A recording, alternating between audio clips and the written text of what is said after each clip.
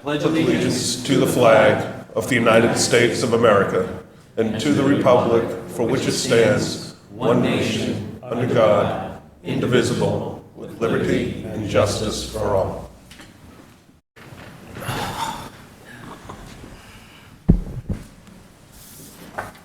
I want to welcome everybody here this evening.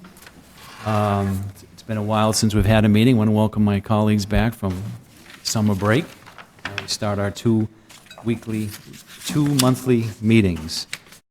Just wanted to remind everybody that is here that this meeting is being aired live and it is being televised. Although you cannot see the cameras, they are in the room. I'll entertain a motion to approve the minutes from our previous meeting on August 6th. Move. Second. There's a motion, there's a second. Any discussion?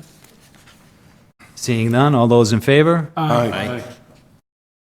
Minutes have been approved. I have one announcement. Hold on, you can abstention. Yeah, I was I'm sorry. absent last meeting. So you're abstained, okay, thank you. I have an announcement from the Community Preservation, Town of Community Preservation Planning Update is underway. The Bridgewater's Community Preservation Committee, CPC, is currently updating their community preservation plan. This document outlines the community's priorities and goals for funding the 4 CPA categories: affordable housing, open space, recreation, and historical preservation, and helps guide the CPC in evaluating project applications. Residents are encouraged to provide feedback by completing an online survey available using the following link.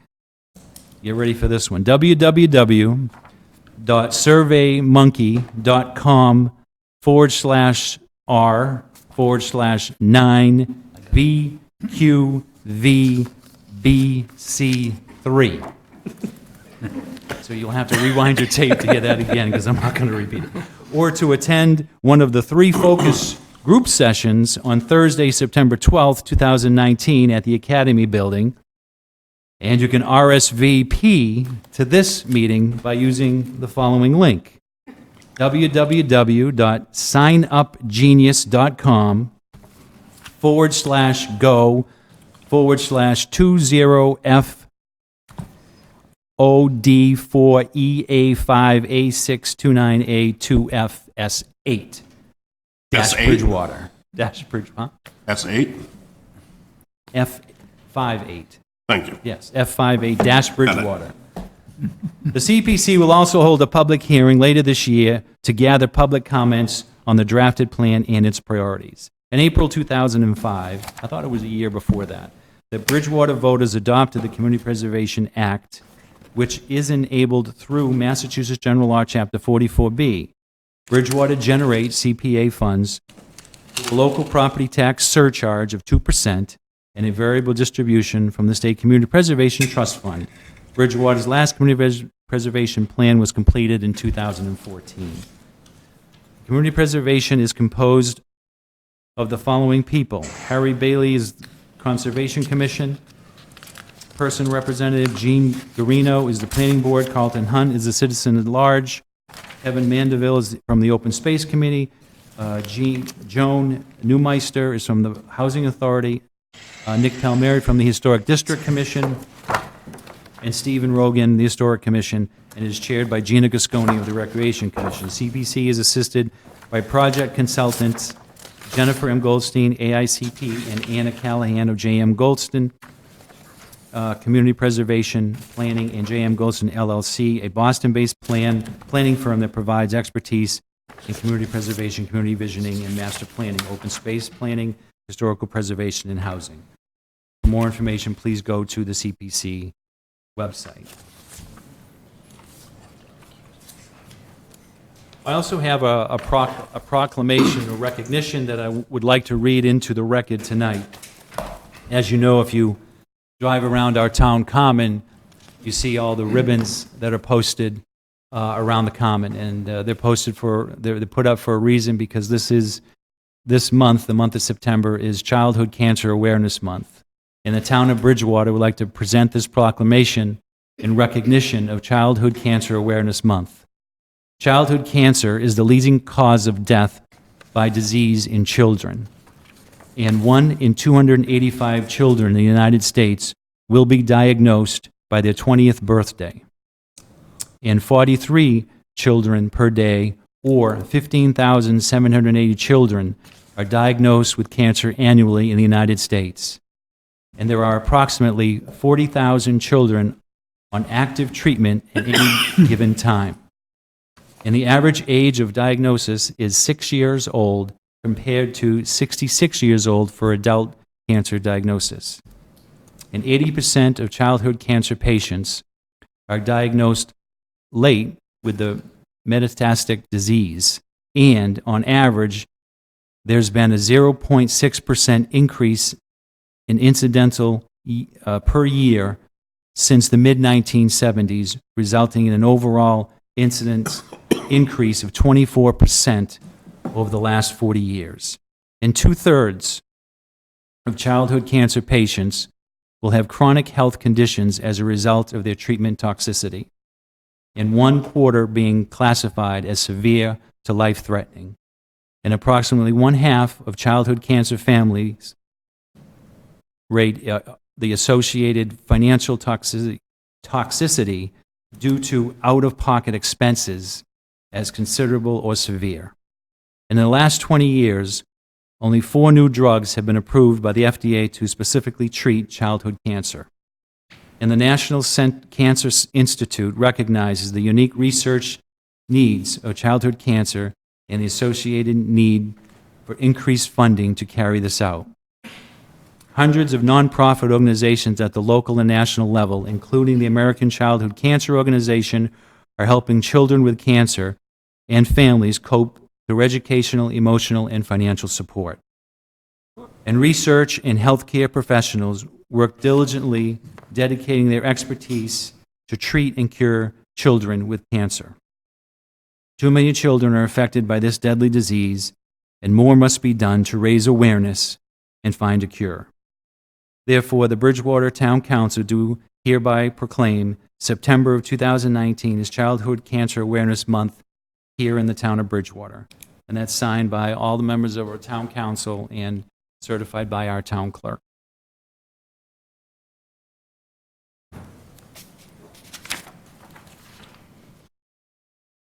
Now we have the citizens' open forum portion of our meeting. I see we have a lot of people here tonight. I don't know how many are going to speak, but I would just ask you to try to limit it to 3 minutes. And if you could not be redundant by repeating the same thing, that would be great. So I would certainly entertain anybody here that wishes to speak in the citizens' open forum section of the meeting to please come forward and take the microphone. Does anybody here wish to speak at the citizens' open forum? Nobody? Okay, Go right ahead. maybe somebody else was going to speak first. Marilee Kenny Hunt, 80 Austin Street. First of all, I wanted to say about the George Mitchell School Building Committee that I think the process they've done is one of the most excellent I've ever seen here in town. I've watched several of these things go through, and I think their public information process was one of the best I've ever seen. So much inclusion of the public, so many presentations in so many forms in so many different places. I just want to applaud them for that. Then, speaking as a woman of a certain age, with the color of hair I have, I think you can figure out that I have no children in the school system, nor do I have any grandchildren in the school system. I certainly have grandchildren, but not here in Bridgewater, and I don't expect any of them to ever be here in Bridgewater. But given that, my children went to school here in Bridgewater, and I'm very grateful for the people who supported the schools. None of my children went to any of the new schools. I'm that old.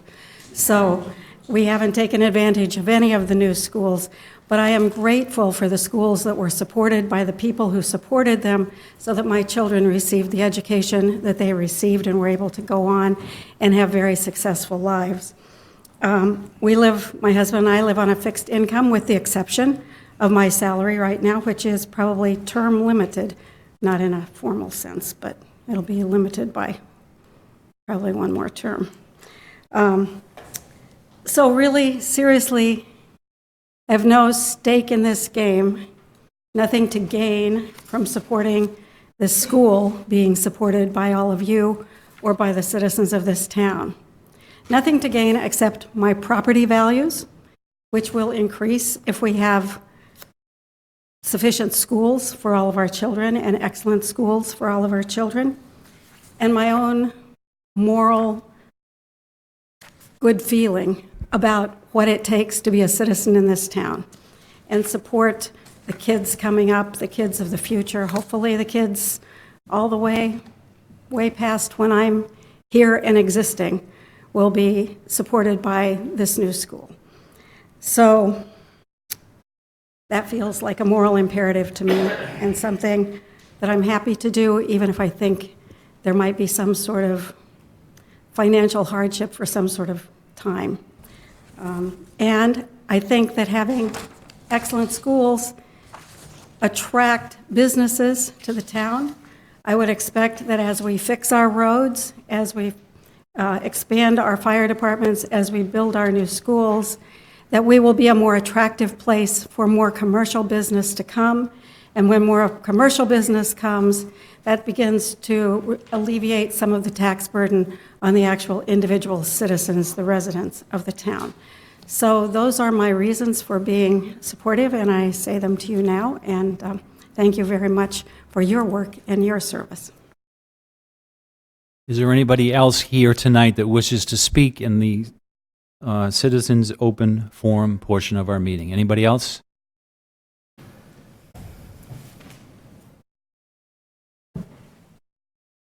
Bill Warren, 25 Star Road, Bridgewater. I'm the treasurer of the Lincoln Athletic Association, which is right on the border of that bridge.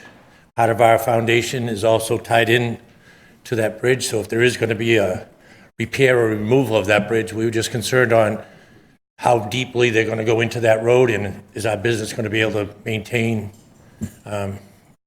being open during this time. This is really the first we're hearing about the bridge repair. We heard a lot about the dam removal, repair by the state, but not by the town. So this is the first time we've addressed the town's issue with that road. And it doesn't look like it's going to be a simple, just remove a couple of boulders and put a bridge in. It looks like it's going to be a lengthy process. And like I said, our building is tied into that very closely into the river. So whatever we can do to get information on that, when and where it happened or how it's going to happen, I'd appreciate it. Thank you. Is there anybody else that wishes to speak in the citizens' open forum portion of our meeting?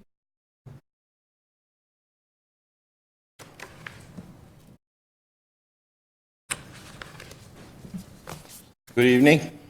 My name is Peter Reardon. I'm a former counselor, former selectman in the town of Bridgewater, and I'm coming before you in regards to this project, in regards to the fact that it doesn't seem logical. We have information that we're going to have increased costs for structure that in the town will require building of other projects to support our town's growing process.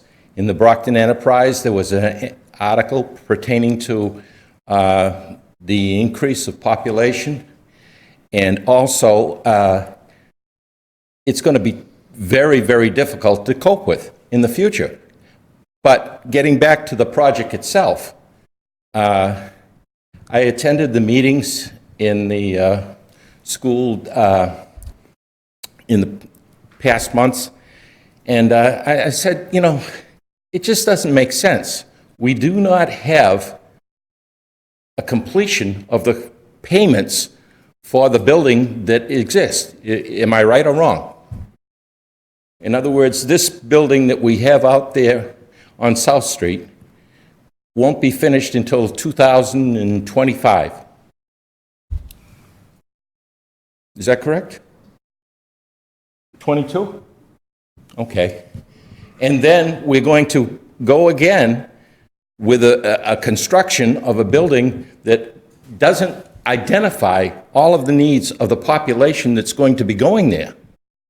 I went to the meeting and I was amazed that the group in the study didn't cover this.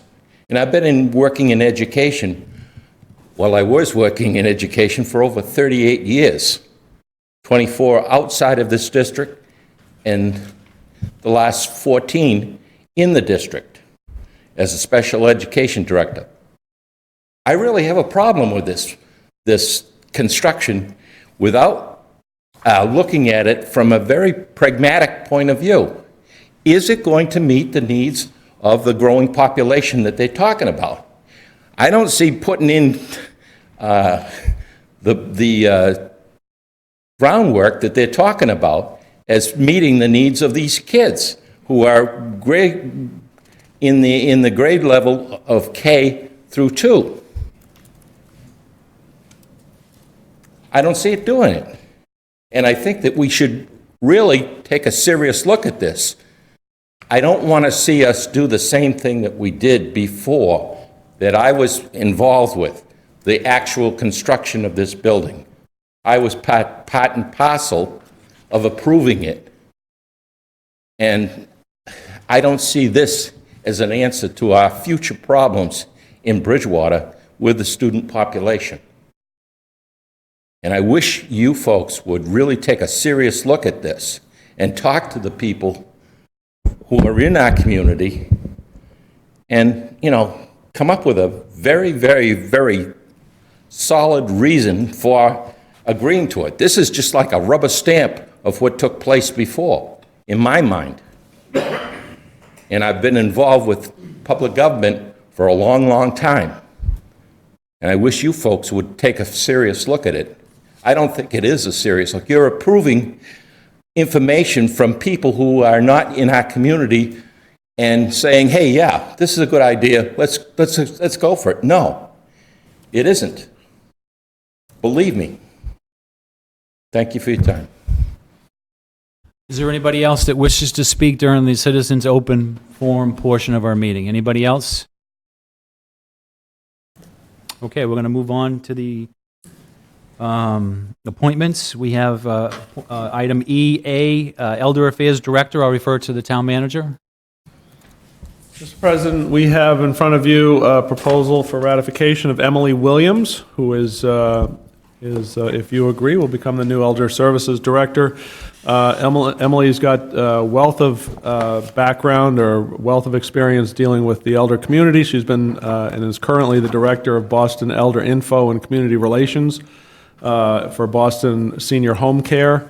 She's been there for roughly 8 years, and prior to that, she was the Director of Community Relations for Houseworks in Newton and Bethesda, Maryland. So I encourage you to ratify her appointment. No, Bill, do you need to recuse yourself? I did live in Bethesda, but no, I do not need to accuse myself. I'll entertain a motion. So moved. I'll second it. There's a motion and there's a second. Is there any discussion? Seeing none, all those in favor? Aye. Opposed? No. 7-1. We have appointment of Dr. Carlton Hunt to the Energy Committee. I'll entertain a motion to appoint. So moved. Second. There's a motion, there's a second to appoint Dr. Carlton Hunt to the Energy Committee. Any discussion? Seeing none, all those in favor? Aye. Opposed? Thank you, Mr. Hunt. And Robert Bolger to the Disabilities Commission. Motion to approve. Second. There's a motion, there's a second. Any discussion? Seeing none, all those in favor? Aye. Opposed? Thank you, Mr. Bolger. The time now being at least 7:33, we will move on to our first public hearing. It's petition P 2019-018, joint pole location, National Grid, Verizon, Keith Place, pole 1-13. I will open the hearing at 7:52. Is the petitioner here present and wish to speak regarding this project? Is the petitioner here tonight and wishes to speak regarding this project, or does the town manager wish to comment about this project? Mr. President, I have no comment. I would expect the petitioner to be here, however. It's a simple pole location on Keith Place to service a underground utilities for a six-house subdivision referred to as Crimson Way. Okay. Is there anybody here from the general public that has any questions regarding this pole relocation? Anybody else? Anybody have anyone from the general public here wish to speak in favor of this project? Anybody here wishes to speak in favor? Is there anybody here that wishes to speak in opposition to this project? Anybody here wishes to speak in opposition to this project? Seeing none, I will entertain any questions from the councilors. Any of my councilors have any questions regarding this joint pole location from National Grid? I just have a question. So is this the type of thing that has abutters notices and whatnot? I'm surprised that there's no one here to talk about the pole. Yes, I assume the butters needed to be notified of this, yes. There is a notice to There is a abutters. notice. There is? Yep. There it is. Okay. Any other questions from the councilors? Seeing none, I will close the hearing at 7:54. I'll entertain a motion. So moved. Second. There's a motion, there's a second to approve petition P 2019-018. Any discussion? Seeing none, this does require a roll call vote. Mr. Souza. Yes. Mr. Chase. Yes. Mr. Wood. Yes. Mr. George. Yes. Mr. Gallagher. Yes. Mr. Rushton. Yes. Mrs. Loesch. Yes. Mr. Columbotus. Yes. Mr. Fitzgibbons. Yes. 9 in favor, none against. Okay, now we'll go on to petition 2019-019, new on-premise restaurant wine and malt beverage license, Lucy Bella Daisy, Inc., at 8 Romney Road. I will open the hearing at 7:35. Is there anybody here? Is the petitioner here that wishes to speak on behalf of this new on-premise restaurant wine and malt license? Good evening, everyone. Robert Pellegrini representing the petitioner. This is Lucibella Bella Daisy, Inc., 3 dogs, actually, go into that name. 8 Romney Road. Just really quickly, this is the existing Prisco's Market. Inside, 1,898 square feet. Outside, there's a patio area totaling the 7,125, 276 square feet of storage, and they're proposed to be serving from 10 a.m. to 11 p.m., 7 days a week. I'm here to answer any questions you have. I have plans, photos, whatever you'd like to see. Are there any questions from the general public has regarding this? Any questions from the general public that the general public has regarding this? Is there anyone else here that wishes to speak in favor of this? Anybody here that wishes to speak in favor? Is there anyone here who wishes to speak in opposition to this license? Anybody here that wishes to speak in opposition? Seeing none, any questions from the councilors? Mr. Chase. Thank you, Mr. President. I just have one question. I've obtained a copy of the Articles of Organization for Lucy Bella Daisy, Inc., from the Secretary of the Commonwealth, and I just have a question concerning the actual stated purpose of the business in which the corporation intends to engage, which is stated simply as hospitality and entertainment. And my question is simply, and by the way, let me just say in advance that I understand that statement in the articles is by no means binding the company to anything. It's just a statement of general purpose. But is there any nature, do you have any information as to the nature of any entertainment that might be considered at that location? By entertainment, we just mean what's already there. The batting cages, things like that. Okay. Yeah, there's no So, additional entertainment. Presumably no mechanical amusements, no amplified music? No, Okay. Thank you. you're welcome. Mr. President, Mr. Fitzgibbons? this is a really simple question, but to get it out there, we're going to separate the parking lot from where the alcohol is going to be, right? And you're not going to be allowed out in the parking lot with alcohol, correct? A very good question, and the answer is absolutely yes, that is the case. There is, the plan that you have is pretty small and probably difficult to see, but the only place that there will be any consumption would be inside the building and then to the left of it where there's those picnic tables. Thank you. Yes. Anybody else? Mr. President, I'm just wondering what sort of, I guess it's a question to the town manager, what sort of review of that site plan have we seen? Having an outdoor area of 7,125 square feet, that's about, what is it? 40, who's good at math? What's the square root of? That's a big area. It's 50 by 50 or something.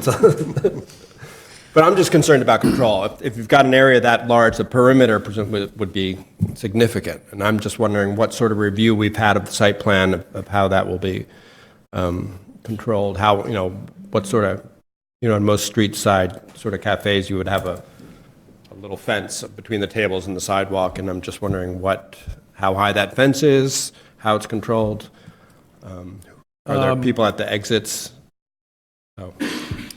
So I think Well, I guess, has there been any process, what sort of review of that site plan have we had from perhaps your office or the planning department? So as part of the alcohol licensing process, there really is not a whole lot of review of site plans per se.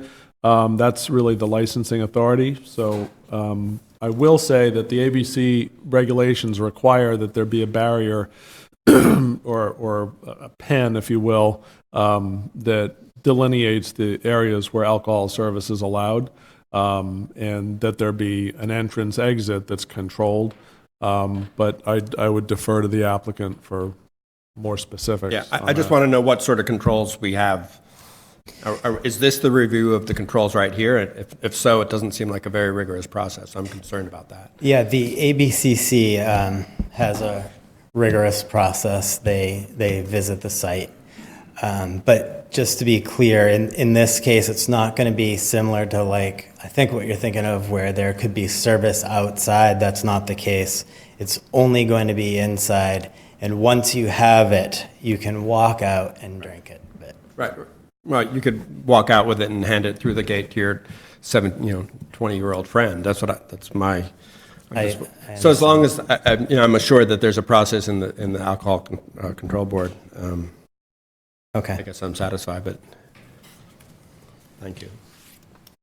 Any other questions? Okay, I'll now close this public hearing at 8:01. Motion to approve. Second. There's a motion to approve and a second. Any discussion? Seeing none, this only requires a voice vote. All those in favor? Aye. Opposed? Approved. Order FY 20014, transfer order of High Street Dam and Bridge preliminary work. I will open this hearing at 8:02. At their meeting held on August 19th, the Finance Committee voted to postpone this measure pending additional information. The Budget and Finance Committee met this evening. We went ahead and approved this 3-0, and to provide that here tonight. This measure has been duly advertised in the enterprise and on the town's website for a public hearing, but may not be finally considered for a vote this evening until we have a disposition from the Finance Committee. So I'm going to, as I have, open the hearing, and I would entertain a motion to continue this hearing until September 17th. Second. There's a motion and there's a second to continue this hearing to September 17th. Could I comment on that? Excuse me? Could I comment on that? Sure. I just urge the town manager to work with the Lincoln Athletic Association in the next couple of weeks to address any concerns that they may have. Sure. So all those in favor? Aye. Opposed? So that hearing is continued. Moving on to Order FY 20017, Loan Order Mitchell Elementary School Project. I will open that hearing at 8:03 PM.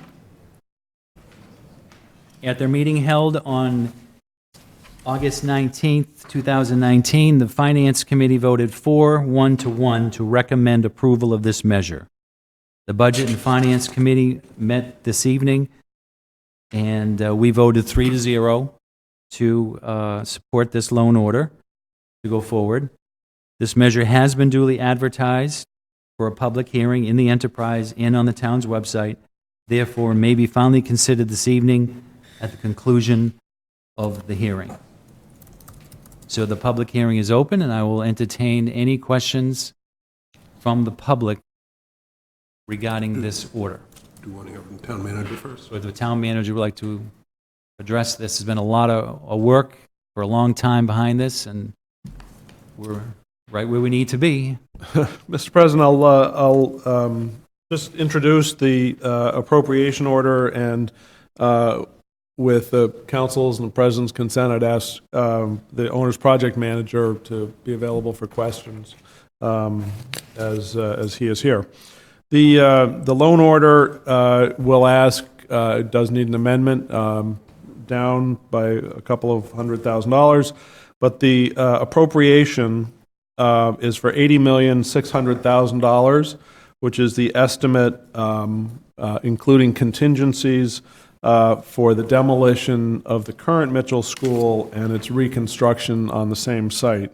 So that amount, the $80,600,000, is the all-in, for lack of a better way to put it, the all-in amount that the town would have to expend in order to demolish and then reconstruct the new school as proposed to the school building committee and approved by the school building committee, as well as the regional district committee. Having said that the town needs to appropriate that, this body needs to appropriate that, and then this would be contingent, the actual spending would be contingent on a ballot election, presumably to be held October 19th. That's another item coming up in your meeting to establish the date of that election. And that ballot question will simply ask whether the project, whether the town is willing to debt exclude that amount of money required to build a new Mitchell School. That $80,600,000 is offset by almost $34 million in state aid if we choose to go this route, or if the voters choose to go that route. And so the final amount obviously is something substantially, final amount that would be owed by the taxpayers of Bridgewater over the next 25 to 30 years would be something less than the $80,600,000. Having said all that, on a more technical level, I do need two amendments, and I think whoever makes the motion for this will ask for those amendments. The order is written as $81 million. I need that to read $80,600,000, and then the eligible reimbursement from the state currently reads 55.63%, and I need to change that to 59.28%, which is reimbursement rate for eligible costs of the project. Not all the costs, but the eligible costs. Just as a little bit of process, as this council knows, the school building committee has been meeting now for a couple of years, has put in an awful lot of work to get us to this point, and back in January, I believe it was, had to make a decision about which route to go, whether we build a new building, and if so, what kind of building on the same site, or if we should try to renovate and rehab and add on to the existing building. And based upon the committee's work, the more cost-effective long-term solution was what you see in front of you, and that is to demolish at 500 South Street and reconstruct a new school for pre-K to 2. I'll only add that the old Mitchell School, I believe, was pre-K to 3.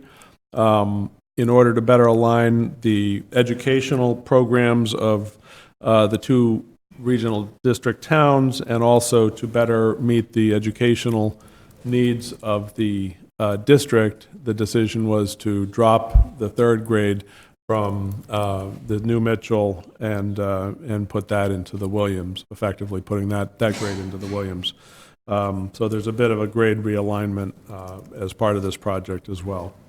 But with that, again, just to reiterate the process, the council votes the Mitchell School appropriation, and then pending a ballot election. That ballot election, presumably, if you vote in the affirmative later in this meeting, will be October 19th, Saturday, October 19th. And that will be a question as to whether or not the costs for the Mitchell School will be debt excluded, meaning that it's not a permanent override. It would be an additional tax, additional amount in taxes in order to pay for the project, after which it would drop off, and taxpayers would not be paying for that specific item. So I'm happy to answer questions, and as I mentioned, the owner's project manager is here, Shane Nolan, and also the chair of our building committee, John Garish, is here as well to answer any questions. I'll entertain any questions from the general public. Are there any general questions from the public? Can I make a motion to amend the order? Wouldn't we do that at the end? I don't know. We Do it at the end? Yeah. Okay. Before we vote, yeah. I don't know if we did it first. Is there anybody here from the general public that wishes to ask questions? Good evening, Mr. President, councilors. My name is Gerald Chipman, 103 Comfort Street. I served on that building committee, and Mr. Reardon, who spoke earlier, I find myself conflicted with his statements because they were somewhat critical of the work of the committee, and that committee has worked diligently and deliberatively and very hard. And his mention of outsiders, any outsiders on that committee may have been someone within the school system that may not have lived in the town, but however brought the school side to it. And the only other outsiders would be the hired consultants. So that was a committee of Bridgewater residents. The reason I rise, and the night of the vote, I just want to be clear, to move forward with the new school. Mr. Dutton stated that it was considered the most cost-effective decision. It became the most cost-effective decision because that night we received the official cost estimates on the different styles, whether it was renovate, whether it was add renovation, or whether it was new school. And all of those items came in within percentage points of what we were discussing all through the process. However, the most favorable renovation cost estimate came in that evening at $12 million. It was a Monday or a Tuesday evening. Shane, the OPM, informed me, I think it was on a Friday or a Saturday, that there was going to be a $12 million increase. My preference was that we go back to the drawing board and find a renovation that we could discuss intelligently and hopefully get legitimate cost estimates. The committee, that was not the will of the committee, and I respect that wish. And at that point, my favorite construction person upon whom I relied said, I don't want to go back. And so I, along with everyone, voted to move the process forward. And at that point, there would be no more renovation discussion.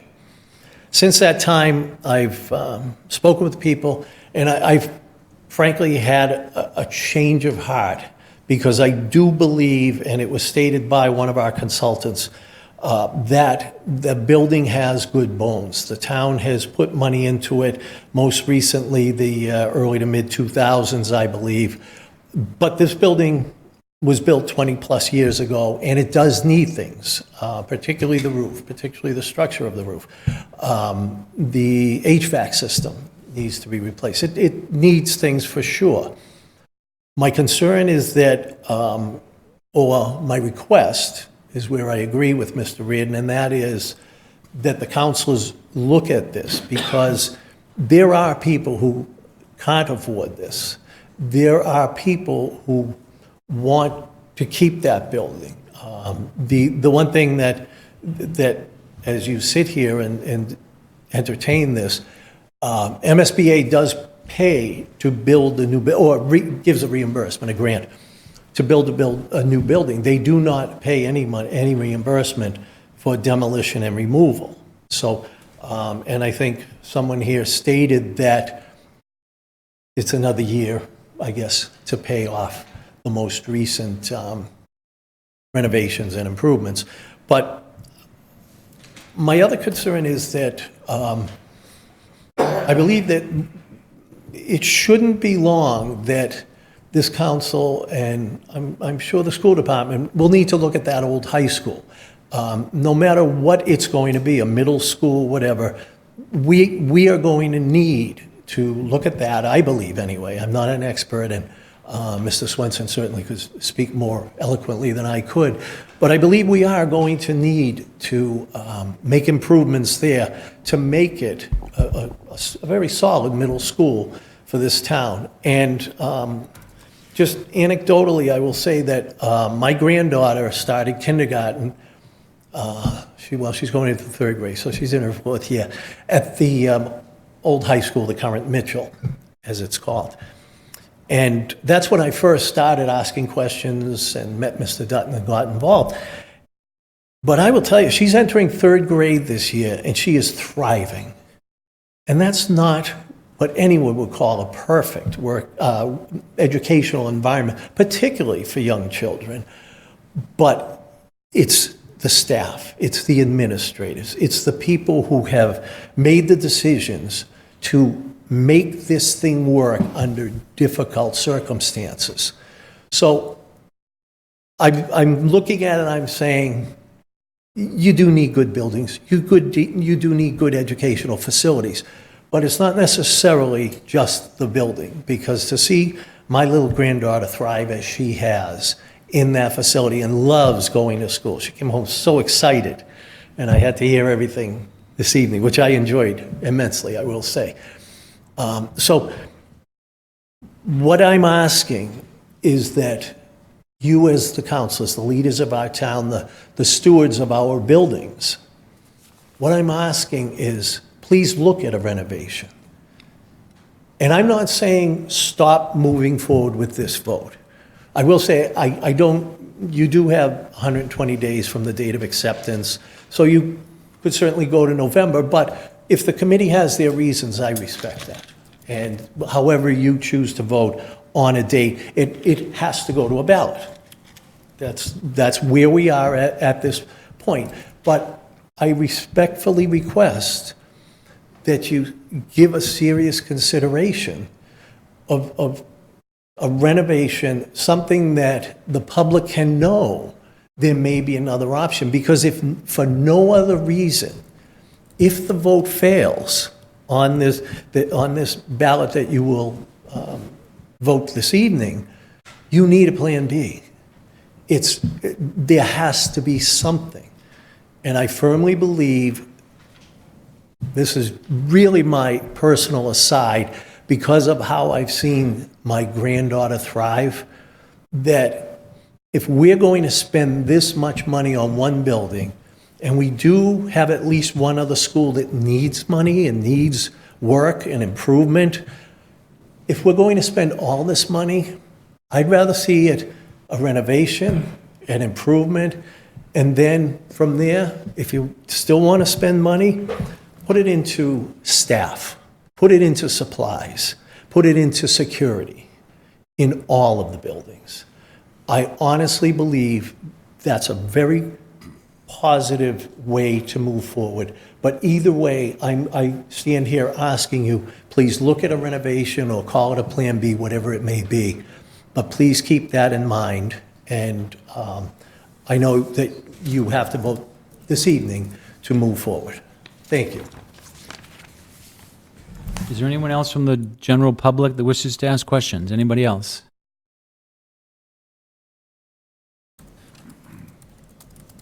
Good evening. Doug Lemo, Brewster Drive. I've been to the public meetings at the senior center, because I can go to the senior center, I have the time, it was during the day, where they went through all the blueprints. I've also been to the public information meetings that was held at the high school. I've gone on the website, and I've also, I've gone on the website and read the minutes of the meetings, and not all of them, but a lot of them.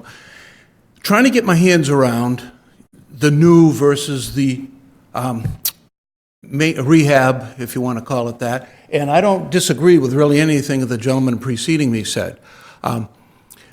This new school at $80 million, of which almost $50 million is going to be on the town's tax rate,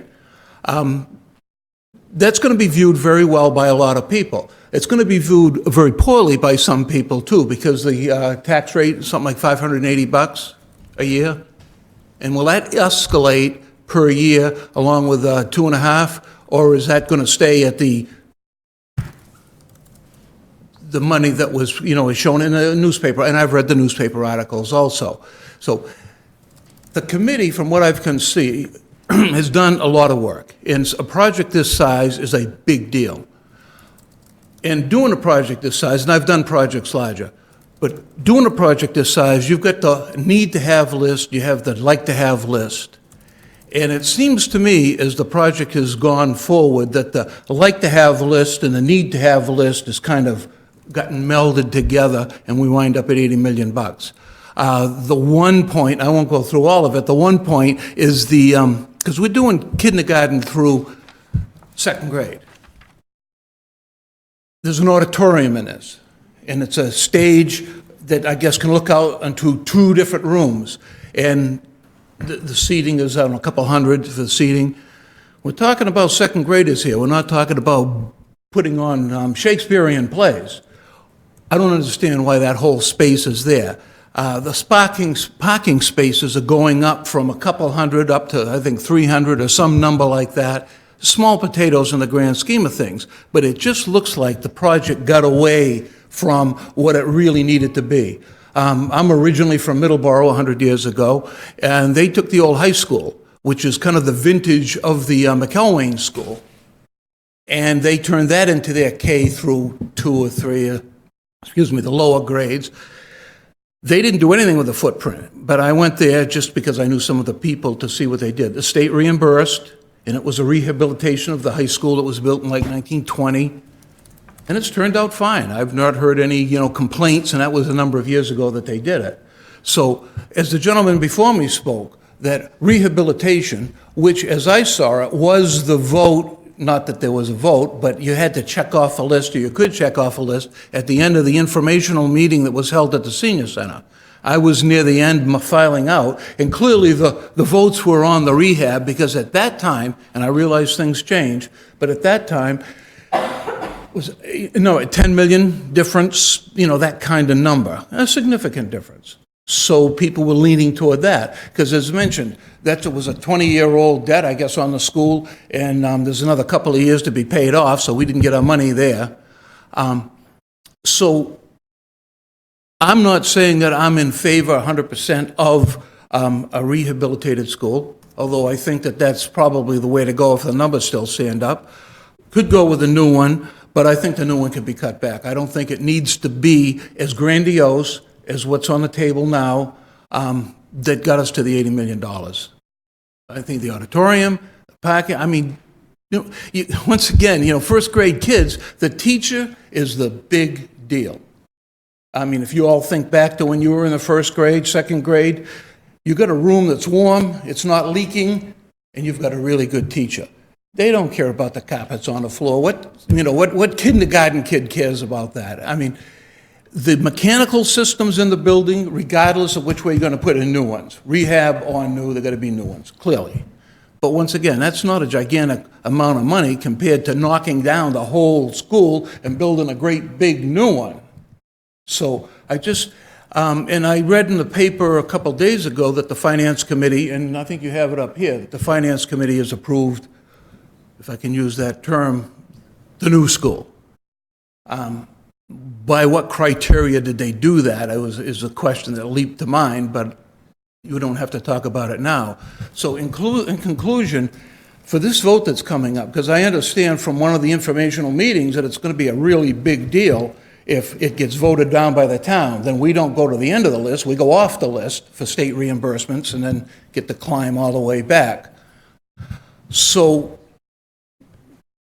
two things. One, is a comprehensive list or explanation going to be put together for people to read prior to the bid by somebody and explains, this is what the deal is, this is the money, this is how much it's going to cost? Because there are people, and I'm not speaking for others, but there are people who are very concerned about the increase in taxes, what that's going to do to their tax bill, and negatively affecting their property values. You know, some people look at that kind of thing before they buy a house, and what is the town? If the town's got a big liability hanging out there, maybe they don't want to buy in that town because of the taxes. So that's one thing. I'm not sure it necessarily attracts business. Could. So having a selection on the ballot between new and used, rehabbed, I think is something to have. An explanation of what each of those options is going to do for us, I think is also very important, because this is a big deal. In the founding of this whole study committee, and in the minutes, and maybe I missed them, but I didn't see that anybody looked at in addition to the old high school. There's plenty of land there. Second floor on the old high school. You say, oh, wow, it's little kids, all right, put them on the first floor. There's things that could have been done early on, I think, to get the price of this project down and give us the education we need. Because once again, it's the teachers. And of course, the price of teachers are going to be going up, as I think they probably should. So there's just a lot of moving parts to this that I'm having trouble getting my hands around. And I know there's other people who are too. So I won't take any more of your time, but I do appreciate it. Thank you. Are there any other general questions from the public? Is there anyone else here wish to ask any general questions? Seeing none, is there anybody here from the public that wishes to speak in favor of this proposal? Is there anybody here that wishes to speak in favor?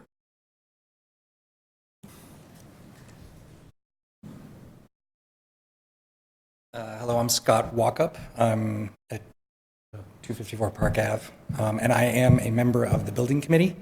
I was one of the ones who voted on to do the new construction versus the rehab. One thing that I really need to point out to everyone in the public in general is we have a website with all the information being talked about tonight, including talking about all the options that we looked at, which included an addition, which included variations on a rehab. There were many, we did a poll that included what people seem to care the most about. One of the things at the top of the list was expandability. The Mitchell, as it is, has no expandability. Security is a big deal now as opposed to 20 years ago. That school is not built to be secure. It has 3 entrances. It is not designed the way all modern schools are designed. Ever since the past few years, especially, any new school, security is an issue. The Mitchell is not secure the way it's built. This is a terrible analogy, and I understand, but it's not like there was such, if we could have done the rehab at 20%, a new building, I'm pretty sure it would have been a much bigger debate. But to be totally honest, even then, when we were discussing it that night, I remember bringing up the point, even if it was cheaper, do we still want to rehab an old building that's not built to modern specs at all? Would we really say like, oh yeah, let's put a whole bunch of money into rebuilding this building that half the town, yes, a lot of people are going to say, why didn't you just rehab the old building? It's good bones. There are also a lot of people in the town who think that place is a terrible place and they don't want to go back there ever again, right? There's myths about mold and wetlands, which are not true. It's not a wet site, as seems to keep coming up.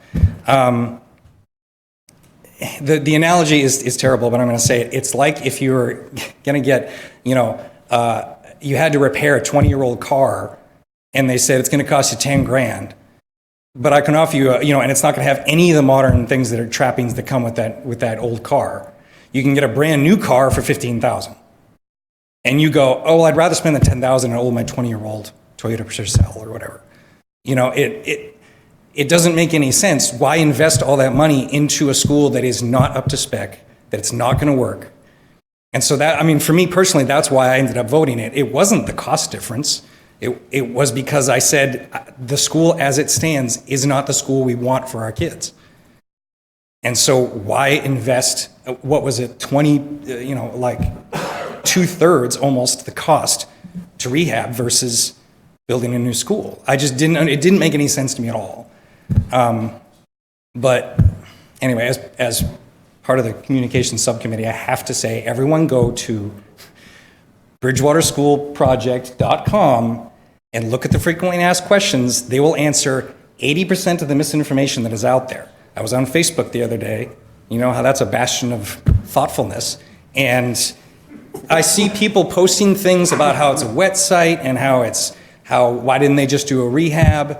And I'm like, and I literally posted a little thing and just said, look, anybody who wants to know information, just please go to this website. Just go visit, read some facts. And I had a friend of mine from high school who doesn't even live in the town go to that website and say, oh, that's got a lot of good information. And I now know that my friend who doesn't even live in this town is more informed than a lot of people in this town because they're not going to the website.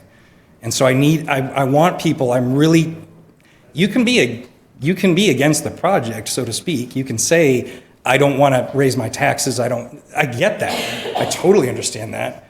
But please at least be informed, and I hope that you guys will vote to let the town make that decision for themselves, whatever the decision is, but to reinstate, I just want people to be informed about where they go. Bridgewaterschoolproject.com.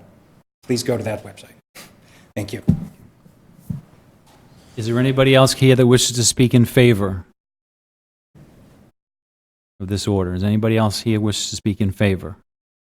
Is there anybody here wishes to speak in opposition to this order? Is anybody here wish to speak in opposition? Seeing none, I'll refer to my colleagues for any questions from the councilors. Mr. Wood? Thank you. Earlier during a meeting, we talked a little bit about procedure on loan orders. The council is aware that we have an item on the agenda later where a loan order was set at a certain amount and it's been raised to another amount. So through you, Mr. President, to the town manager, if you could, and maybe the attorney as well.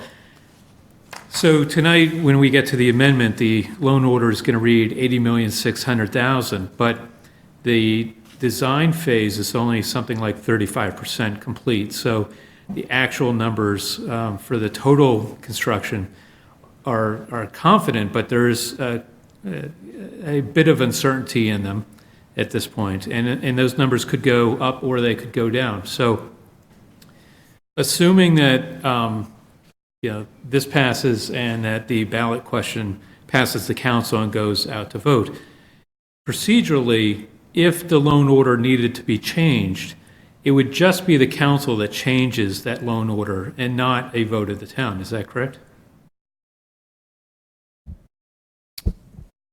Yes, I believe that would be correct. So if the cost were to go up by 5% and the loan order needed to be increased, it would be an act of the council to increase the cost of the project, not the town vote, because the town vote doesn't have an amount on the actual vote, correct? Correct. The other thing is the other piece of the amendment. We read earlier that there's a grant amount of $34 million, but there's a percentage in this loan order that's now set at about 59%, 59.28. There's a relationship between those numbers, correct? The grant amount that the MSBA has granted based upon the formulas that the MSBA uses comes to 59.28 of eligible project costs. So eligible project costs, as you've heard alluded to, does not include the full $80,600,000. The eligible project costs are capped in two different ways. There are pieces of the project that the MSBA won't cover, demolition, for instance. But then there are also square footage caps that the MSBA won't reimburse beyond. So if it's 330 some odd dollars per square foot, and our project comes in at over $450 or $470 a square foot, MSBA will only reimburse up to that 330 per square foot amount. So using the current numbers we have before us, the 80.6 and the $34 million grant, the actual effective rate of that is 42%, not 59%.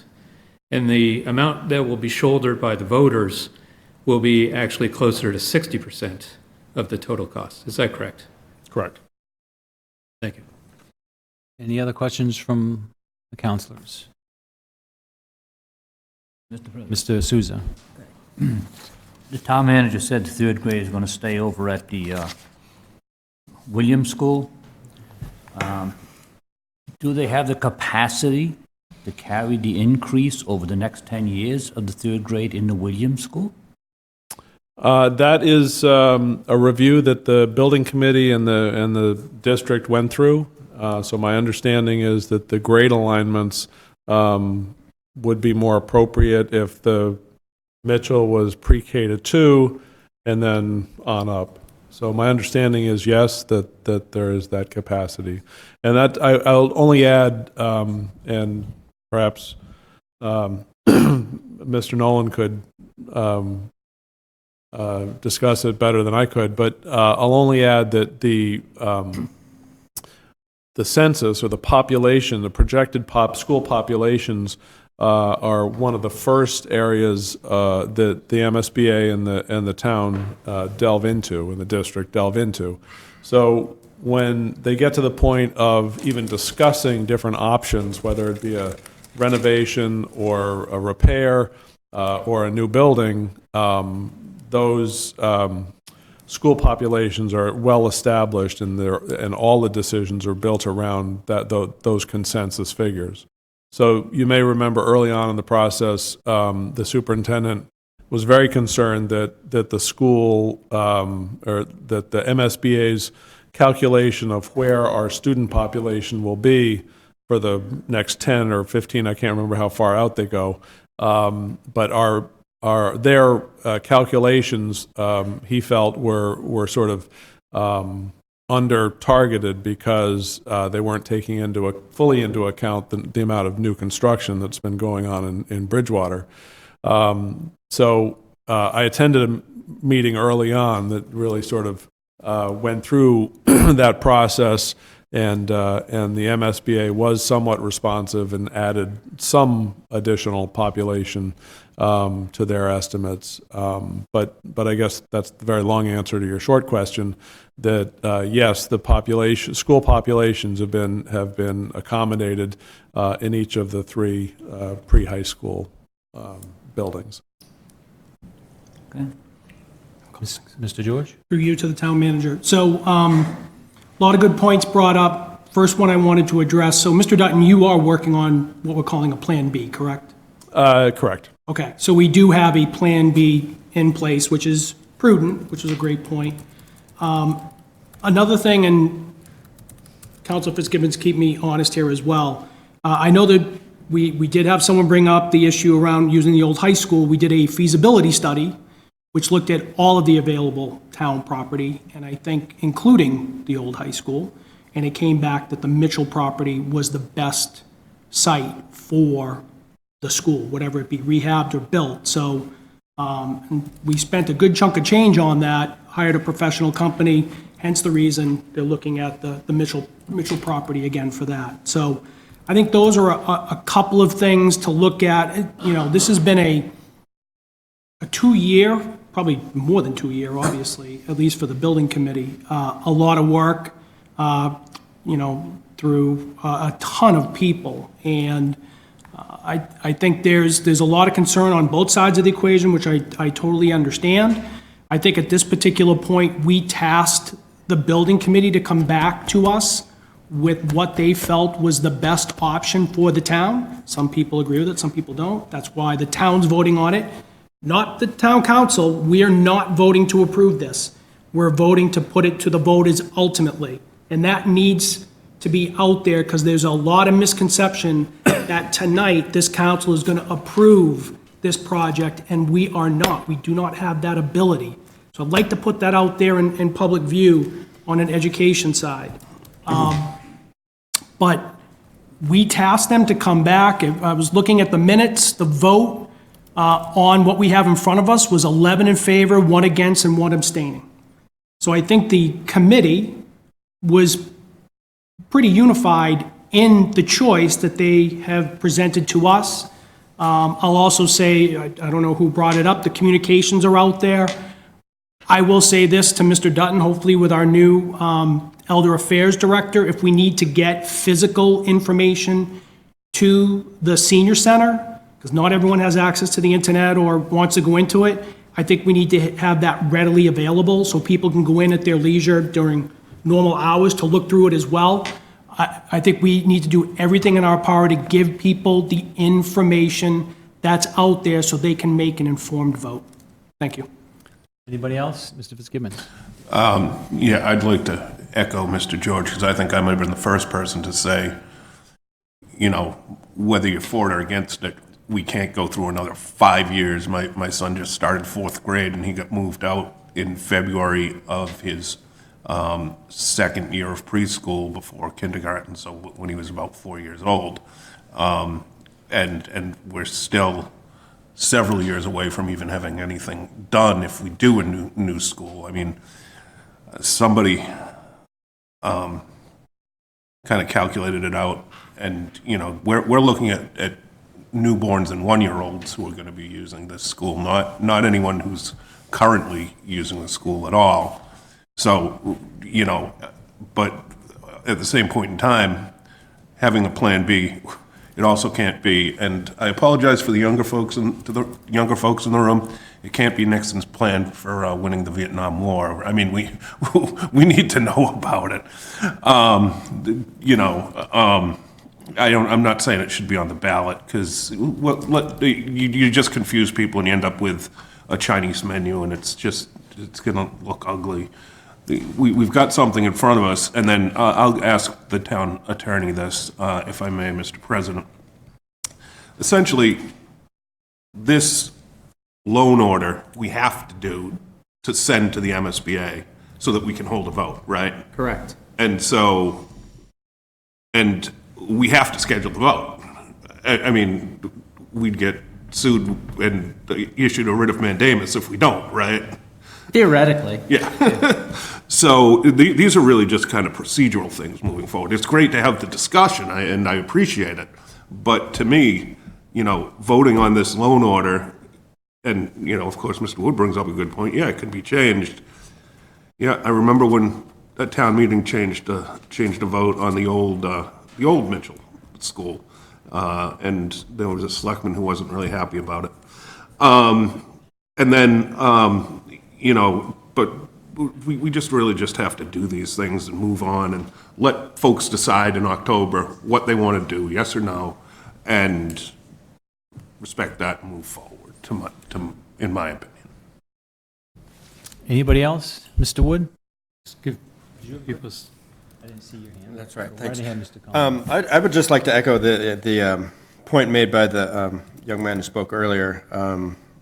the analogy of the car. I mean, we could buy something that could run, will work, get the job done. It would be a, 1979 Toyota Corolla, or we could buy something new that's more dependable and will suit our needs. The cost savings in the renovation option was not significant enough to warrant the decrease in function. Yes, staff is important in educational outcomes, but the physical plant makes a big difference too. And I think there's plenty of evidence to show for that. I'd also like to echo the point that good schools serve as a driver for private investment. I mean, companies that will decide to locate in a town where they can draw good employees, and that good employees want good schools. So this is really an investment which will increase property values for current residents. So it just makes sense. I mean, all too often in this town, we seem to nickel and dime things. The bridge at Bridge Street near the East Bridgewater line, we built a foundation. We did it on the cheap, and it's come back to bite us, and we're going to have to spend more money than we would have had to if we had done it right the first time. So let's do it right this time. Unlike the last time, I'm confident that we'll have controls over the project, so we won't repeat errors that were made in the past at the current Mitchell School building. So I urge people to inform themselves and not just act out of knee-jerk sort of emotional responses, but think long and hard and get the right information. Thank you. Mr. Wood? Has everyone else had a chance? Right. I'm going to end up supporting the loan order because that's the appropriate thing to do tonight, and I'll end up supporting the warrant, although I will ask the attorney at the time, what happens if we don't, but, because I always do. But, I have numbers from December of last year, which is only 9 months ago, where the renovation piece was going to cost us around $40 million, and half of that was going to be reimbursed. So we're talking about $80 million versus $40 million. And now thinking back, and it's kind of hard to go back, but I almost wish we had set up a second committee once the C6 decision was made to actually do a complete and thorough cost estimate and break out, detailed plan that talked about the renovation. Clearly, the roof needed work and most likely replacement. Clearly, heating and air conditioning was out the door and going to be replaced and other things. But you've heard tonight, mold, mildew, and moisture on the site is a myth. And that's what most people talk about. Oh, it's a contaminated site with a lot of water and that sort of thing. And I wish we had done a little more detailed analysis of what the renovation actually cost, because I saw the numbers jump by like $12 million on the night of the vote, which to Mr. Columbatus's point of view is right, is that if you're looking at comparative numbers and suddenly they look equal, why wouldn't you go with new, right? And I wish we had done that. And maybe the town manager will be able to get some of those numbers in a lot more detail to start looking at actual cost, because I think we do have to have a second plan in place just in case. We will put this before the voters, hopefully, and this number is the one that the committee has done a lot of great work and a lot of detailed work, but we're still working in round numbers. Reimbursements at 333 square foot. Estimated cost right now for construction is 475 square foot. The difference is what has to be shouldered by the public, plus all the extra stuff that sits outside, like the road through the senior center. So hopefully we see some more detailed numbers as we go forward. Thank you. Is there anyone else from the council who wish to speak on this matter? Anybody else? Okay, at 8:47, I will close the public hearing. Motion to approve the loan order. Second. Motion to amend as indicated by the town manager. There's a motion to approve, and there's a second. There's a motion to amend as read and a second. Yep. Any question on the amendment?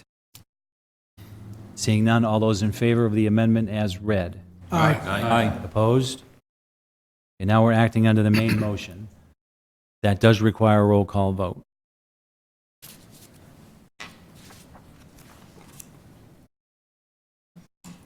Mr. Fitzgibbons. Yes. Mr. Columbotus? Yes. Mrs. Loesch? Yes. Mr. Rushton? Yes. Mr. Gallagher? Yes. Mr. George? Yes. Mr. Wood? Yes. Mr. Chase? Yes. Mr. Souza? Yes. 9 in favor, none against. Moving on to our last hearing, FY 19076, laying out and accepting a private way, Rolling Hills Pines. I will open that hearing at 8:48 PM.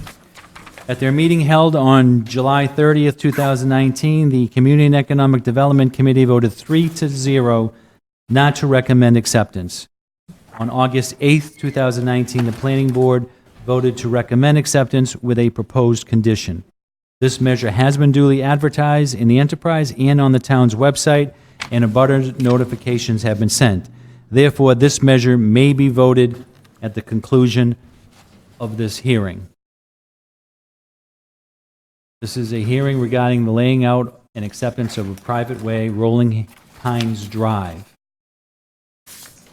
Is there the petitioner here that wishes to speak regarding this?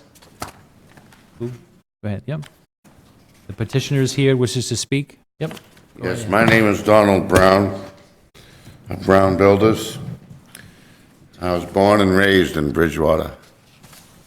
I've done 9 subdivisions in Bridgewater in my lifetime. This is a subdivision that I've had the most difficulty with dealing with the authorities. I'm not going to go beyond that. It was extreme.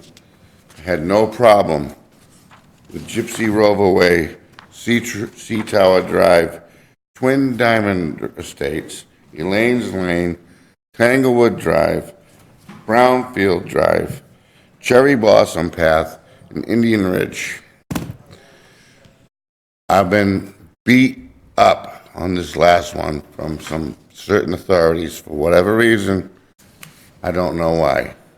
But we've got through it. I've done everything I did, including cleaning and sweeping the street 3 times before they would write off on it.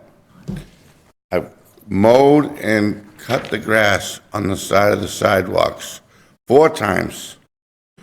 And it got to the point just so I could get sign-offs, because I wanted to get a recommendation. This is what I was told to do. 2 years later, we're here tonight. I believe my as-built is intact.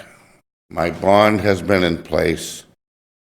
An extra $5,000 was put aside in case of failure at the recommendation of an authoritative figure. And I was willing to get along with that, and so I can put this behind me. It was supposed to be a 9-lot subdivision. It got back to 5. It's 5 new homes. It's they're all brand new, nice house. Education people, educators. I think it's a great community. I've been plowing it for 3 years on my own, and I'm finally here hoping that the town will adopt the roadway as they have in my previous history. I don't see any reason why they shouldn't. It's done in the same care and the manner that I've done in the previous. Thank you. Is there anyone here from the general public that has any questions regarding this petition to accept this private way? Anybody here from the general public that have any general questions? Yep. Go right ahead. Sir, if you just could let him speak, the gentleman behind you. Hi, my name is Sean Scarahud, and I'm the owner of 30 Rolling Pines Drive. And I'm not really sure what the no vote was for or the conditions. I tried to find it on the town website. I couldn't find copies of those meeting minutes. However, 2 concerns that I have is the drainage basin, which is at the end of the road, is overgrown. It's not cut down, has not been for quite some time. I have photos. I'm just concerned if this is a maintenance issue for the town moving forward and if they're going to maintain it. Also, looking at the town construction details, the crown in the road doesn't seem to meet those construction details. Even this morning, after the rain, there was water right down the middle of the street. The crown does not meet the pitch of 1/4 in a foot as on the construction details. You can see it around the catch basins. The water's pond up. It doesn't flow. It's less of a problem this time of year, but in the winter, we end up with patches of ice right down the center of the roadway. As I said, it's not a large road, and my assumption is that the town is not going to do any major reconstructions for another 15 to 20 years. So our concern is just that it is in the best condition it can be when the town takes it over.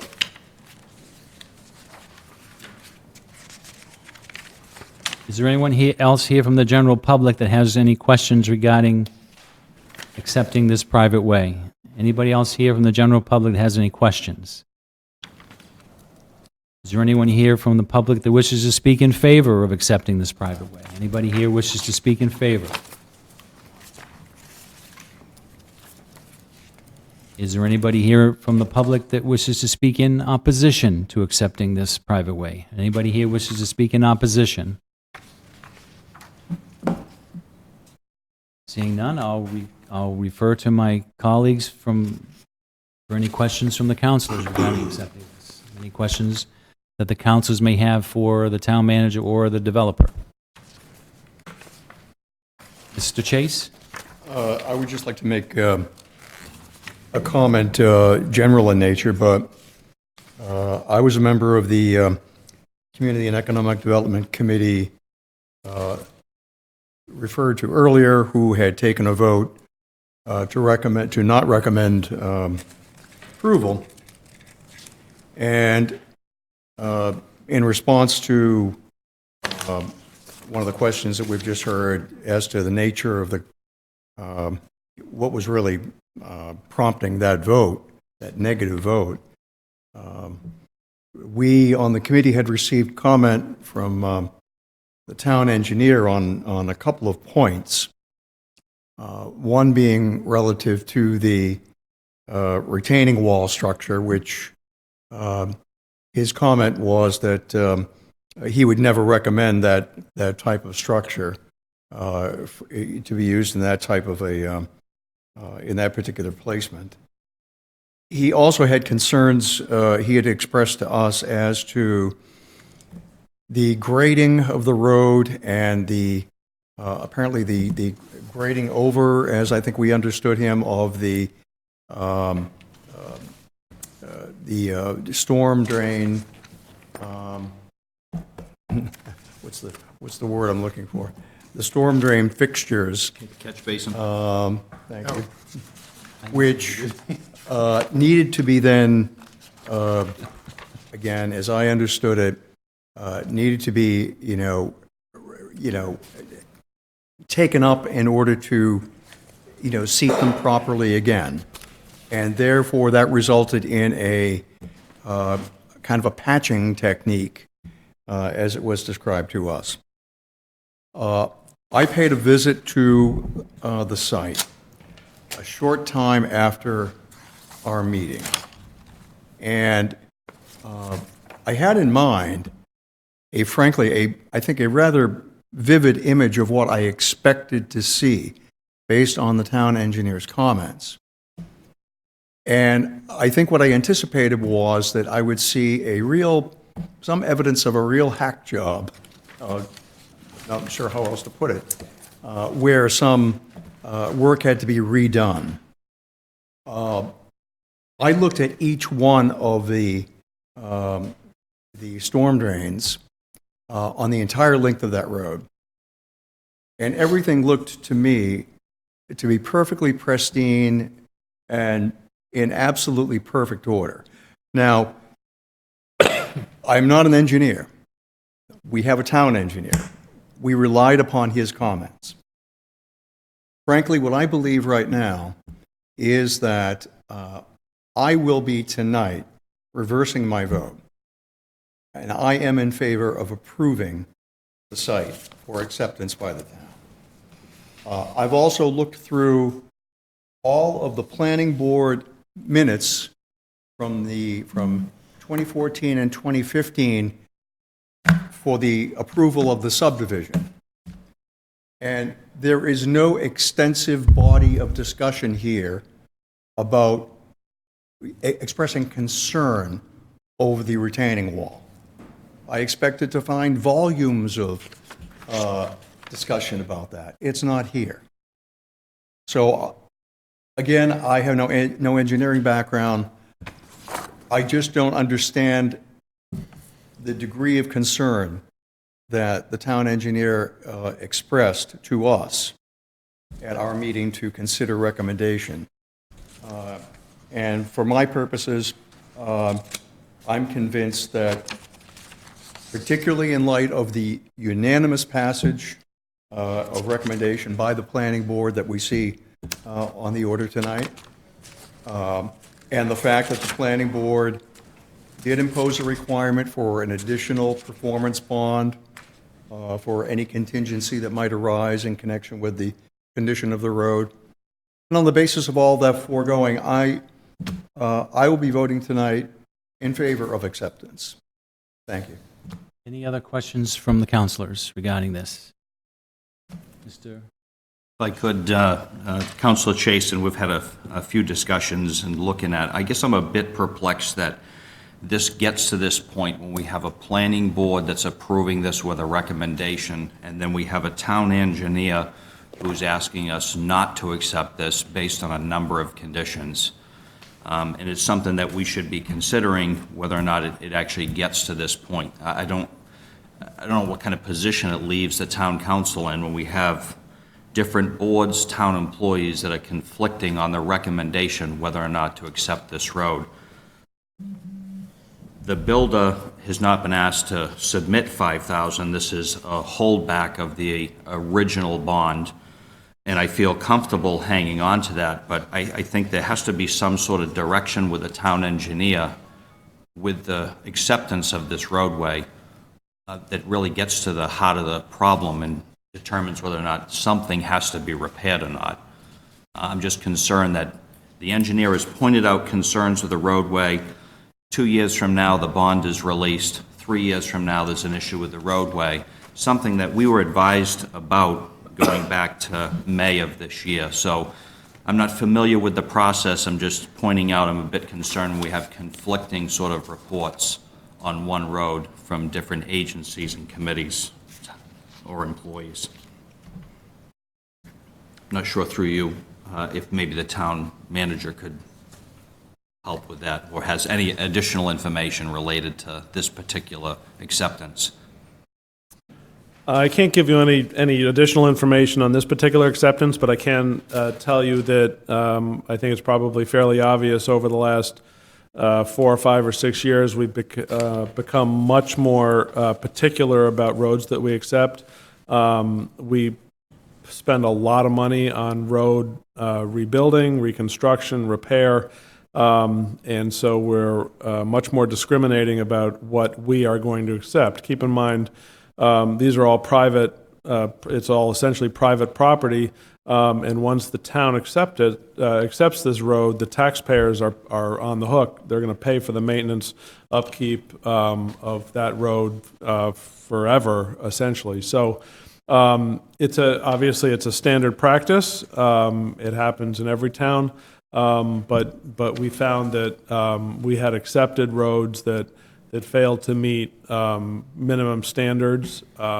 We can't do that anymore. I'm not speaking at all to the merits of this road, but we do recognize that there's far more expense in maintaining a road and repairing a road than people really realize. So what used to be an automatic at a town meeting, at an annual town meeting, for people now is not necessarily an automatic, and we go through a very rigorous process internally to make sure that what we're accepting is going to withstand, is going to hold up under weather conditions and so forth. That said, the law requires the planning board to hear it and to provide a recommendation to you. The planning board sometimes doesn't have the same expertise available to it that we might have internally. But I don't disagree that there's certainly room in the process to get more people on the same page. Ultimately, it's a council decision, similar to what it used to be in the old form of government. It used to be a town meeting decision. So all the factors that play into whatever the town meeting would take in order to consider are essentially the same factors that you would take in to consider. So, so there are multiple factors, but I to your point about the process, it's been a bit of a bumpy road, both with the change in government and our insistence that roads meet a minimum standard. And so we need to tighten up our process as well. But that's part of the reason for the sort of the conflicting recommendations.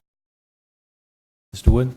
Thank you. I'm kind of surprised to see a difference of opinion between the head of our DPW, which is responsible for roadways and stormwater and other things, and the town engineer. So maybe it's more of a suggestion that on the next road assessment, those two entities and anybody else get together and kind of have a unified message, because I'm going to go on the basis of the DPW head here and his recommendation, because he's going to be responsible for plowing, drainage, and road upkeep. Any other questions from Mr. Columbotus? Mr. President, would a motion to postpone be in order at this point, or would we need to quit? What is it that we want to hear from? What additional information do we need to hear?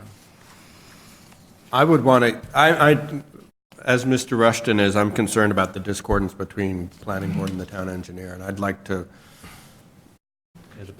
have some greater clarification. The planning board would like to see a condition that a $5,000 retainer be held in case something happens to the issues we're talking about. So that's why this reads acceptance with proposed conditions. So we could accept it with that condition. Now, I don't know if something major happens, if 5,000 is enough, but go ahead, Mr. Rush. Through you, I mean, that's the first red flag. Right. Why is there a condition? Are we putting conditions on every road that's accepted as a public way, or is in this particular case, because of the issues that have been highlighted, the planning board's now saying, okay, we'll approve it, however, we want to save the money, and set that aside in case there's repairs? I guess that concerns me right there. Why do we need to have a vote to retain money because we foresee a potential problem with the roadway? I guess that's my concern. Go ahead. Through you, to the town manager, and I believe that we have done acceptance with conditions in the past, correct? It's very rare. Very rare, but we have. So I'm trying to think off the top of my head if I can recall one with conditions. I mean, I may be going back to even town meeting. Yeah, days. And I think that was out of necessity because you only had one or two town meetings a year. Certainly you can do it. You have to amend this order, and I had discussed that with the town manager. If you were going to do it with a condition, the condition has to be put in the order, so that it's an enforceable condition, because at this point, it's just a recommendation by the planning board. And I agree with Mr. Wood. We've got our DPW says he's fine. We've got the engineer that has concerns. Some of it is preference. It's even in his email saying he doesn't have a preference for retaining walls. I'm not an engineer. I'm not going to claim to be one. If there are general concerns that need to play out over time, I think that's where you put the conditions in to make sure that there are concerns that may play out that are covered. If there are major concerns around failure, around things of that nature that were in this packet, then yeah, I would be of the mindset to go in a different direction. But I would support putting in the conditions that we just talked about, but then moving forward with the acceptance. Mr. President, if we do put in a condition, Mr. Rollins, do we have to continue the hearing anyway because it has to be re-advertised as being more restrictive?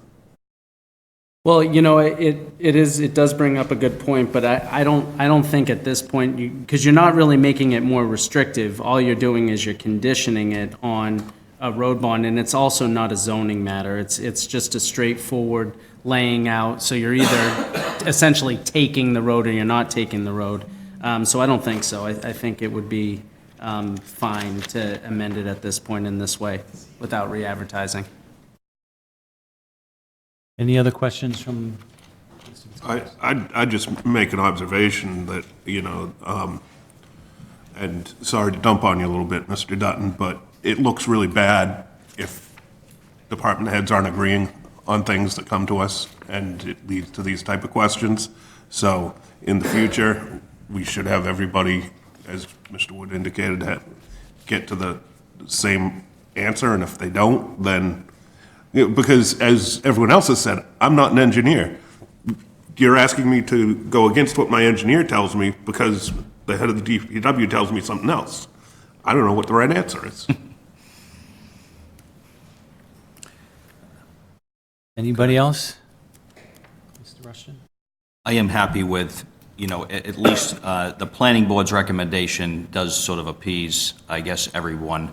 It allows the builder to move on and have the road accepted as a public way. I'm sure, with the upcoming season, that's another concern and a burden that he has to bear. On the same respect, it does retain what we can in terms of any conditions on the roadway and to be released, as they stated here, in a period of 2 years. My more comment, and it's not about the builder, it's really, again, it's sort of about the process. I think we've discussed that at nauseam, so I'd move to motion. Okay, and Mr. Columbonis. I would like to propose an amendment. Through you, Town Attorney, if we want to add this clause with the condition, Yep. recommendation that $5,000 be retained, where would that verbiage just be tacked on to the end? Yeah, let me take a look at what you guys currently have. Requested the town layout. Is therefore ordered that the common necessity said easement passing by over the person shown in Exhibit A attached here to, and the parties unknown.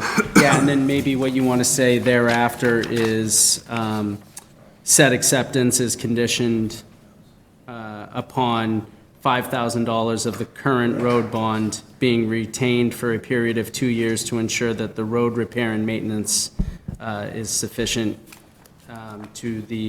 is sufficient at the town's discretion. Probably what you want to add, something like that. Right. So I would like to propose that language, to add a sentence at the end. When we get to the vote, we'll do that. Well, we should know the language now before. I'm making a motion, right, to amend, and should we know the language? I'm sorry, Mr. When we get to the order, and there's 2 votes we need to take. Oh, okay. When we get to the order, then you can make the motion like. I would draw my motion to amend. The bond. So are there any other questions regarding this from the councilors? Seeing none, I will now close the public hearing at 9:11 p.m. I'd make a motion to find that the laying out is required by common convenience and necessity. Second. There's a motion, there's a second. Any discussion on that? Seeing none, all those in favor? Aye. Aye. Opposed? Okay, now we're under the main motion, if you would like to. Make a motion to approve the laying out of the way. Second. Want to make your amendment? Do your Mr. amendment now? Yep. And I'd like to make an amendment, again, Mr. Rons, what was the language? Let me just go through that again. Purposes. Said acceptance shall be conditioned by the retaining of a $5,000 bond, of the road bond. $5,000 of the current road bond. Is retained for a period, and I would say 3 years. I'm going to go a little farther than the planning board did. A period of 3 years to ensure that road repair and maintenance stands up. I would almost say at the town's discretion. At the town's discretion. You have that? Anywhere near that?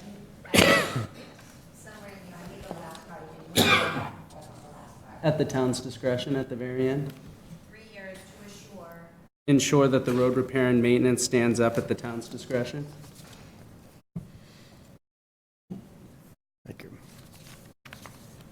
So I'll second. So there's a motion to amend and there's a second. Any discussion on the amendment?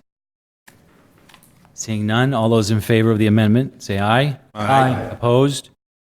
So now we're acting under the main motion, which has been motioned and seconded. This does require a roll call vote.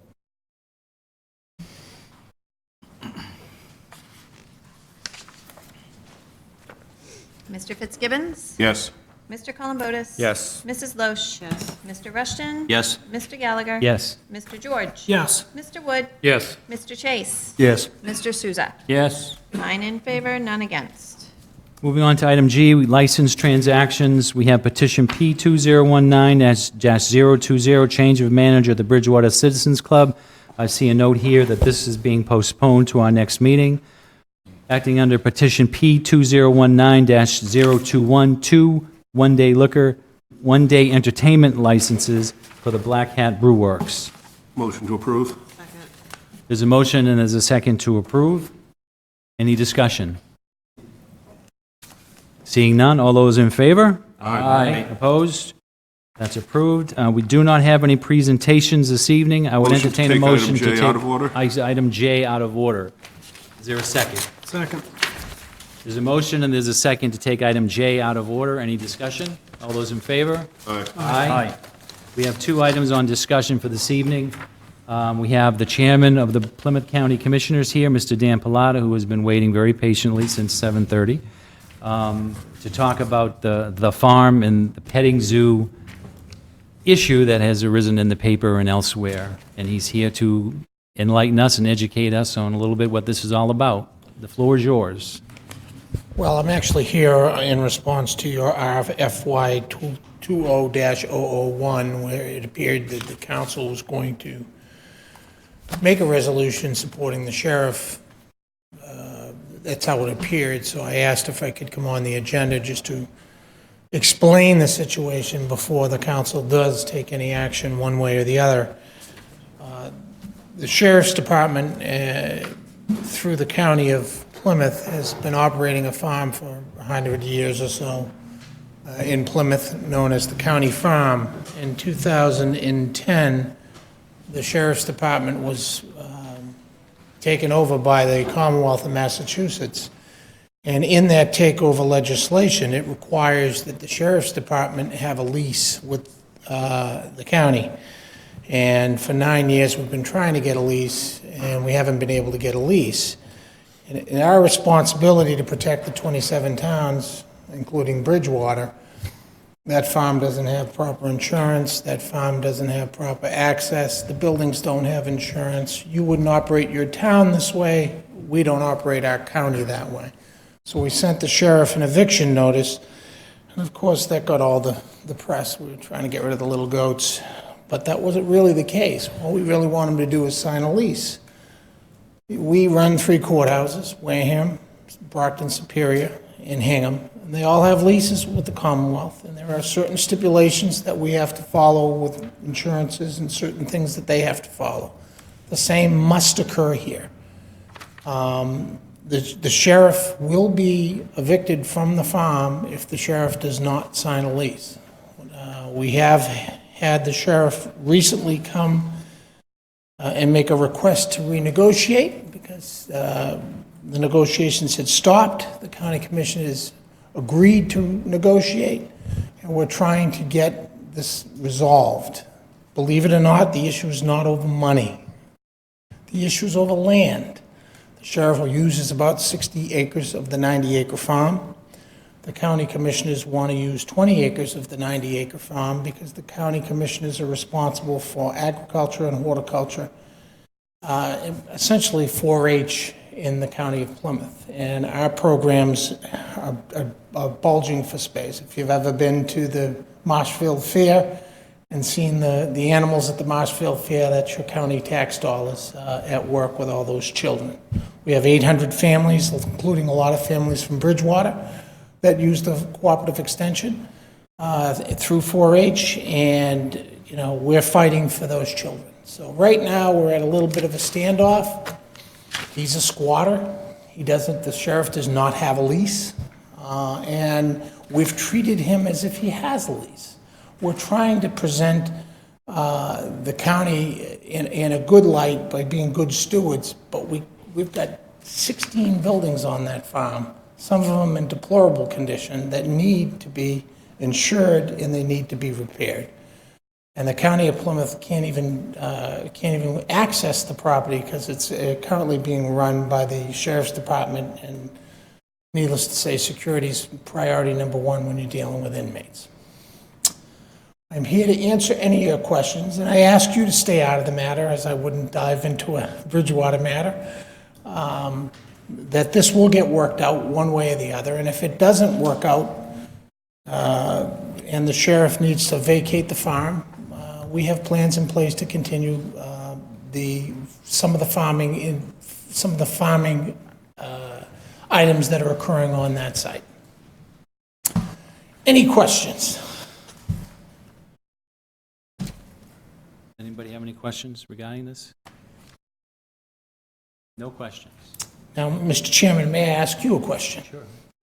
I came because of our FY 20-001. Will that be disposed of tonight, or is that going to be voted on tonight? Because it's under your legislation for action, and I haven't been doing government since 1993. My intention is to present it to my colleagues for a vote, because I don't think the process of evicting is necessary. I think you can continue your negotiations as you should.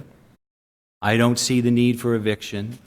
I don't see the lease, as far as whatever that value of that lease is, and I know it's not about money, is one issue. The other issue is the insurance, which I understand there needs to be liability insurance on any property. I'm sure there's some now. There is none. That should be addressed, but maybe it's something that can be done without disrupting the operation that he has. That's how I look at it. That is entirely up to the sheriff. That is not up to the county commissioners. The county commissioners are offering a lease. The county commissioners have offered a 5-year lease. The county commissioners have offered a 2-year lease. The county commissioners have offered a lease with and without land, with buildings, without buildings. We've offered every kind of scenario possible. The sheriff believes he owns the land. He does not own the land. You own the land. You, the residents of Plymouth County, not the Commonwealth of Massachusetts. It's the county commissioner's responsibility to make sure that that liability is not passed on to you, and that's what we're doing. And if it means he's evicted, we have no other choice. I think 9 years, Dennis, is long enough to negotiate a lease, and at some point you have to raise the bar, and the current Board of Commissioners have raised the bar. I don't think you need to put the eviction threat over the sheriff and take it to court and have a judge decide and all that. I don't think it needs to go down that road. That's my point of this resolution is, yes, you have issues that need to be resolved, and they can be resolved. It's a negotiation, and you've got to come to a conclusion without the eviction and closing, or whatever the alternative process is. When we negotiate, or our town manager negotiates contracts with our unions, and they come to a stalemate, we still have a fire department running, we still have a police department running, we continue negotiations. And I know you're doing that, but to continue to threat of eviction, I don't think is the way to go. It's a value to a lot of young people in this county, in Bridgewater as well, to go to the farm and pet the animals, and for other citizens in the county to go to the farm and buy their fall pumpkin and vegetables and all that. So I think that it should be done without the threat of an eviction, taking it to court where legal bills get piled up and all that. I think that can be done. I know you're trying. I know you're at a stalemate, or you continue negotiations. Mr. President, I've been working on this for 7 years. Well, then maybe someone else should be working on it. Excuse me. Excuse me. For the last 2 years, okay, we've asked other people to negotiate, including counsel. We've asked mediators. We've all tried to get through to the sheriff. This is not a simple issue. When one side refuses to negotiate, it's pretty hard to do. There is a breakthrough with the sheriff asking to negotiate with us.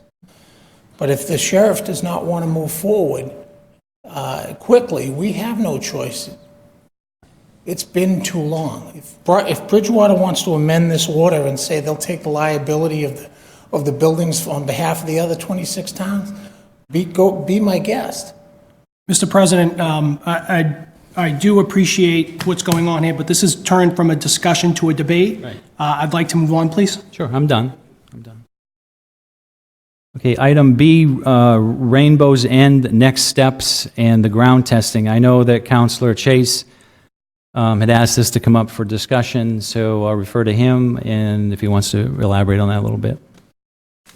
I think the only immediate update of any kind that I can provide is that, as Mr. President, as you know, you and I will be hosting an informational event in this room on Thursday evening at 7 p.m., during which we invite the public, all parties interested in the Rainbow's End site and the potential future use of that site.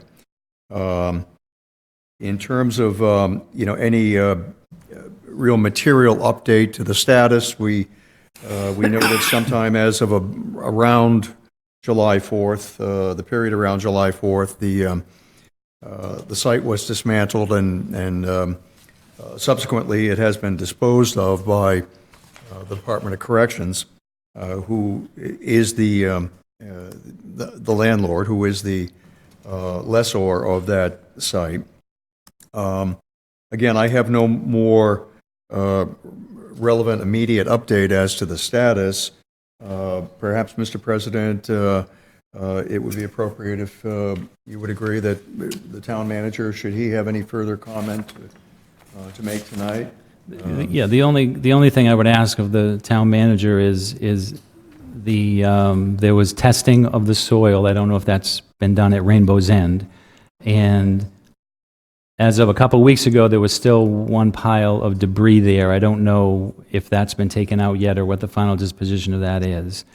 So those are the two questions that I have. And then, like Councilor Chase said, this Thursday night, hopefully we'll get some citizen input into what they would like to see at that site, if anything, going forward. Because it's been an issue, particularly with the people that were around in the early 90s, well, late 80s, when this whole project started. Over 600 people volunteered and gave time, money, and everything to get that open.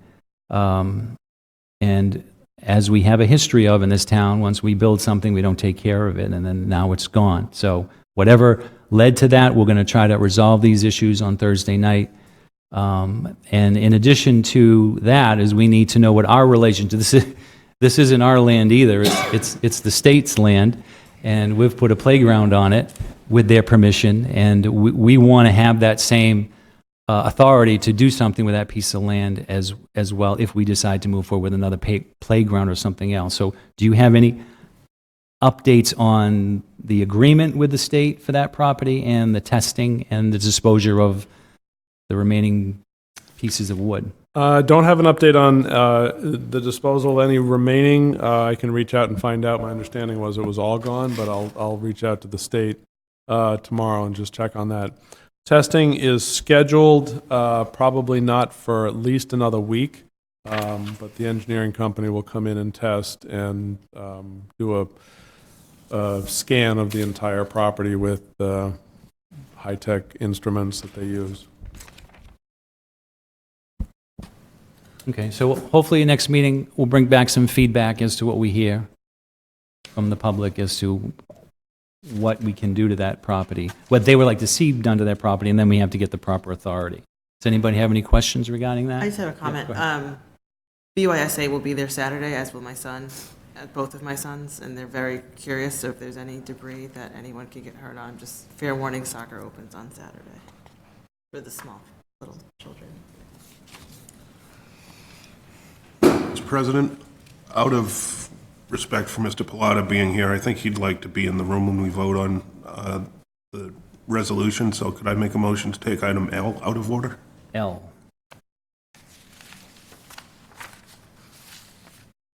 Okay. We have legislation for action. We have ordinance FY There 20. needs to be a second and a vote. I'm sorry, we got to vote on this, that's right. Second. There's a motion and there's a second to take items L out of order. Any discussion? Mr. Wood? My only concern would be if there was anything in the town manager's report that would affect some of the later items, but maybe not. If I can just ask. Sure. You through Is the there town anything- manager, any- is there anything in the is- town manager's report that would affect item L? I don't believe so. no. Okay, no objection. You all set? All set, yeah. Okay. So there's a motion and there's a second. All those in favor of taking item L out of order, say aye. Aye. Okay. We're acting under ordinance FY 20-001, General Ordinance Stormwater Ordinance. At their meeting held on July 30th, 2019, the Community Economic Development Committee voted 3-0 to recommend approval. This measure has been duly advertised in the enterprise and on the town's website, therefore may be finally considered this evening. Does anybody? Motion to approve? Second. There's a motion and there's a second to approve. Any discussion? Seeing none, this does require a roll call vote. Mr. Souza? Yes. Mr. Chase? Yes. Mr. Wood? Yes. Mr. George? Yes. Mr. Gallagher? Yes. Mr. Rushton? Yes. Mrs. Loesch? Yes. Mr. Columbotus? Yes. Mr. Fitzgibbons? Yes. 9 in favor, none against. That ordinance passes, and it just got a little darker in here. Lights on us. FY 20-011 Contract Ratification United Steelworkers. At their meeting held on August 6th, 2019, the Budget and Finance Committee voted 3-0 to recommend. The Finance Committee voted 5-1 to recommend approval on 8/19/19. This measure has been may be finally considered this evening. Motion to approve? Second. There's a motion, as a second, to approve the contract ratification for the United Steelworkers. Any discussion? Mr. Fitzgibbons. Mr. Dutton, does this come within what we've been calling our revenue model and making sure that we're not using up surplus or anything like that to pay these increases and make these adjustments? Yes, you've got 3 ratifications in front of you for 3 different collective bargaining agreements. They all come within the confines of revenue projections. Thank you. Any other discussion? Mr. Wood? Just, I'll dive into a little more detail so everybody can see this. So the spreadsheets that are attached to the memorandum that's in our packet, we actually met with the district and had a few members had a member from Rainham and a finance group, and walked through a workshop of revenues on one night and expenses on another night. And what you see at the bottom of these spreadsheets is what the finance director has gotten to in his modeling, which is pretty incredible, in that now we can look at the effect on allocation and impact of the contract as a whole for total compensation, and know if the contract is going to run a little bit higher or a little bit less than expected revenue. And so you piece those two things together, and you can anticipate if this contract is sustainable for the length of the contract, because you can look out at the revenue projections that the finance director has made and see comprehensively that it matches revenue projections, and that the negotiation that went through keeps us within the bounds as Mr. Fitzgibbons just spoke about. Thank you. Any other questions? This does require a roll call vote. Mr. Fitzgibbons? Yes. Mr. Columbotus? Yes. Mrs. Loesch? Yes. Mr. Rushton? Yes. Mr. Gallagher? Yes. Mr. George? Yes. Mr. Wood? Yes. Mr. Chase? Yes. Mr. Souza? Yes. 9 in favor, none against. Acting under item D, FY 20-013, contract ratification for the Bridgewater Administrative Association. Did Firefighters? I miss that one? Acting under FY 20-012, contract ratification Firefighters Association. At their meeting held on 8/6/19, the Budget and Finance Committee voted 3-0 to recommend approval. The Finance Committee voted 5-1 to recommend approval on 8/19/19. This measure may be finally considered this evening. Motion to approve? Second. There's a motion and there's a second to approve. Any discussion? Seeing none, this does require a roll call vote. Mr. Souza? Yes. Mr. Chase? Yes. Mr. Wood? Yes. Mr. George? Yes. Mr. Gallagher? Yes. Mr. Rushton? Yes. Mrs. Loesch? Yes. Mr. Columbotus? Yes. Mr. Fitzgibbons? Yes. 9 in favor, none against. Acting under item FY 20013, contract ratification, Bridgewater Administrative Association. At the meeting held on 8/6/19, the Budget and Finance Committee voted 3-0 to recommend approval. The Finance Committee's motion to recommend approval failed by a 3-3 vote on 8/19/19. This measure may be finally considered this evening. Motion to approve? Second. There's a motion to approve and a second. Any discussion? Seeing none, this does require a roll call vote. Mr. Fitzgibbons? Yes. Mr. Columbotus? Yes. Mrs. Loesch? Yes. Mr. Rushton? Yes. Mr. Gallagher? Yes. Mr. George? Yes. Mr. Wood? Yes. Mr. Chase? Yes. Mr. Souza? Yes. 9 in favor, none against. Acting under item FY 20015, acceptance of a gift, Bridgewater State University. The Finance Committee voted 5-1 to recommend approval on 8/19/19. The Budget and Finance Committee met this evening, and we voted 3-0 to recommend to the full council. This measure may be finally considered this evening, pending the disposition of the Budget and Finance Committee, but we voted 3-0. Entertain a Motion to approve?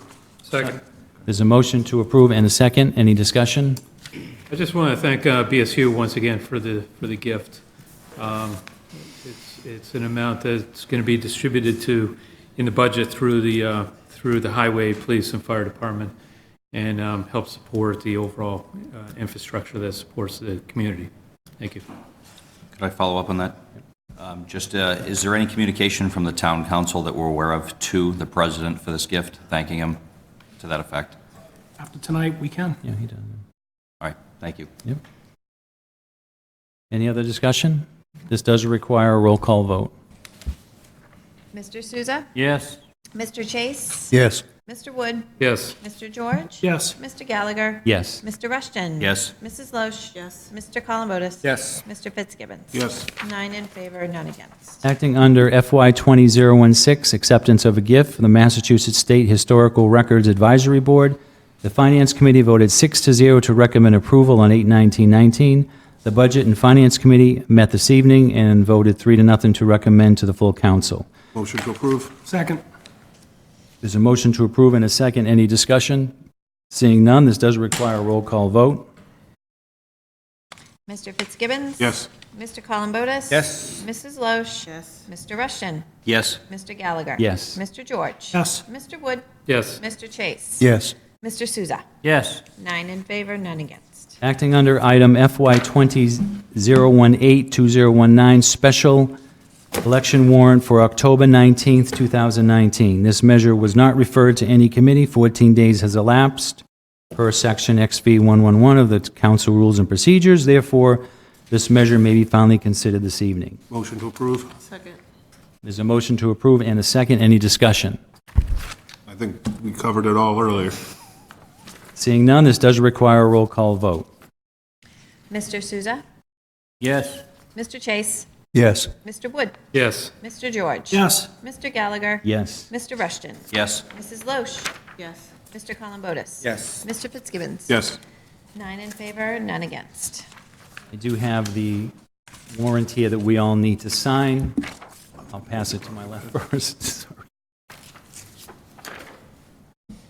Acting under FY 20001, supporting Plymouth County Sheriff's Department on the farm, the petting zoo, and the horticultural center. This measure was not referred to any committee. 14 days has elapsed per section XV 111 of the council rules and procedures. Therefore, this measure may be finally considered this evening. Motion to approve? Second. There's a motion to approve the resolution, and there's a second. Any discussion? Mr. Wood. Before I heard the comments, I was in favor of it because I don't know that much about the farm. It sounds good, but it sounds like that there has been a long discussion over the use and items that are quite important to me, which include insurance and liability and other pieces like that. So I'm not comfortable voting on this tonight. And I would propose, not in the matter of a motion, but maybe as a discussion item, that maybe we take, it's not critical to vote on this tonight. It's a resolution, which is generally non-binding. It's not like an order or a transfer or something like that. And I suggest that maybe, you know, there's some other factors at play here that maybe we just need to let them work it out first and then offer support for the farm when they finally reach negotiated agreement. Well, I mean, that's Mr. certainly... President, if I could just Go right interrupt, ahead. I'm just going to recuse myself. Okay. Thank you. Mrs. Loesch? Yeah, I was not here on August 6th when this was first presented, but for me, this is not something that the town needs to make a statement on, from my perspective. I think this is something that is happening in the county in which we live, which I think is important and should be fleshed out by the citizens of the county, but I don't think the town of Bridgewater needs to make a resolution either way, because it will work itself out with or without us. And I think this is becoming a little bit of a slippery slope if we start to make resolutions on all things that may or may not be happening within the county that we want to see. Mr. Columbotus? Nothing. Oh, anybody else? I think the point that I was trying to bring to the council is the effect of the shutting it down and the eviction and all that. I don't think that because it does affect, in my opinion, it does affect residents of the town that go there to use that farm. There are issues, legitimate issues that have been addressed that will continue to be addressed. At the same time, they can be resolved without the eviction and closing of the operation that many of the residents of this town enjoy. That's what this reads. I guess I'd ask, I'm sorry, Mr. President, but what happens when one of the residents of our town goes into a building that, you know, is kind of like the old Mitchell School and collapses on them, and they don't have insurance? Is that going to be worked out too? I mean, you know, we got to think of all the different consequences, I would imagine. Mr. Gallagher, what facts or things are you looking at to make this assessment that you have created? So where are you getting this information that it can be done without eviction? Well, I think many things can be resolved through negotiations, and I think that's what they're doing. Okay. I don't think that the eviction of the sheriff from the property and closing or moving the petting zoo somewhere else really needs to be part of the discussion. I think that let them work it out without saying we're going to evict you. That's what the point. I'm trying to keep it open. If it's such a big liability, why is it open today? You know, it's 100 years. So, I mean, there are ways to get this resolved without having to evict. That's just my point, is to keep the operation going. Let the families from Plymouth County that go to this facility to use the petting zoo, to buy vegetables and the other items, keep it open, work it out. Well, I applaud your intent. I think getting in the middle of something that we don't have full purview or understanding or history, I'm not sure how many minutes you've read, how many meetings you've attended in the past 7 years, how much involvement, because this is the first I'm hearing of it. So if this is something that's been happening for 7 years, I would have hoped to have heard about it maybe 4 years ago or maybe even 3. So again, I will not be supporting this resolution, though it's non-binding. I don't think we need to say anything beyond as private citizens on our own account to voice our opinions there. That's fine. Anybody else? Mr. Wood? I just don't want to vote no against a petting zoo, and that's kind of what I feel like I'm being asked to do. I'd rather just set it aside, let things work out, and maybe support it in a different way down the road, you know, at a different time when it's appropriate. It's okay to vote no on a petting zoo. We can table it. We can table it if you want. Make a motion to table it? How about a motion to postpone? For what reason? I don't know. Okay, great. So let's not. All right, I make a motion to table the item. There's a motion to table it. Is there a second? Second. There's a second. There's a motion on the floor to table it and a second. Any discussion on that? So all those in favor of tabling it, say aye. Aye. Opposed? No. I think the ayes have it. So the motion has been tabled, the issue has been tabled. Okay. We are done with Sorry, legislation. Commissioner. Where are we? Thank you.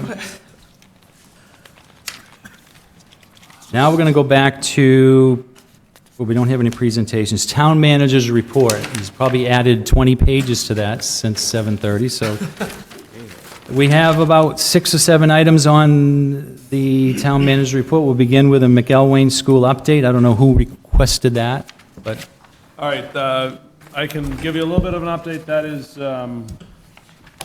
is a recurring item which Councilor Fitzgibbons had asked that we put on every couple of months.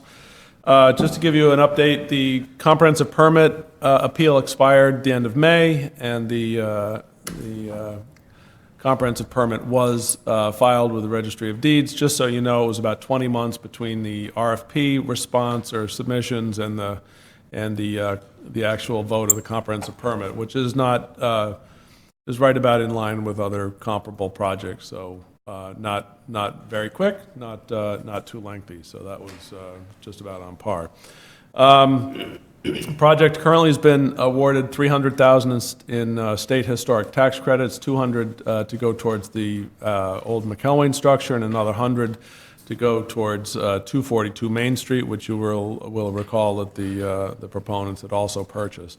There are additional tax credits in the upcoming 2019 application round, and they are submitting and very confident they'll get those. Also, they had already received, you may recall I've already mentioned, they've received and secured federal tax credits. They are releasing their architect and engineer, or giving them the go-ahead to create the construction drawings. That is critical if they want to get favorable pricing. It's also very favorable in terms of trying to get DHCD finance, which is the last piece of their financing pie. So that DHCD application is being filed, will be filed. The pre-application is due November 19th, November of 2019, this coming November, and the full application is due in February.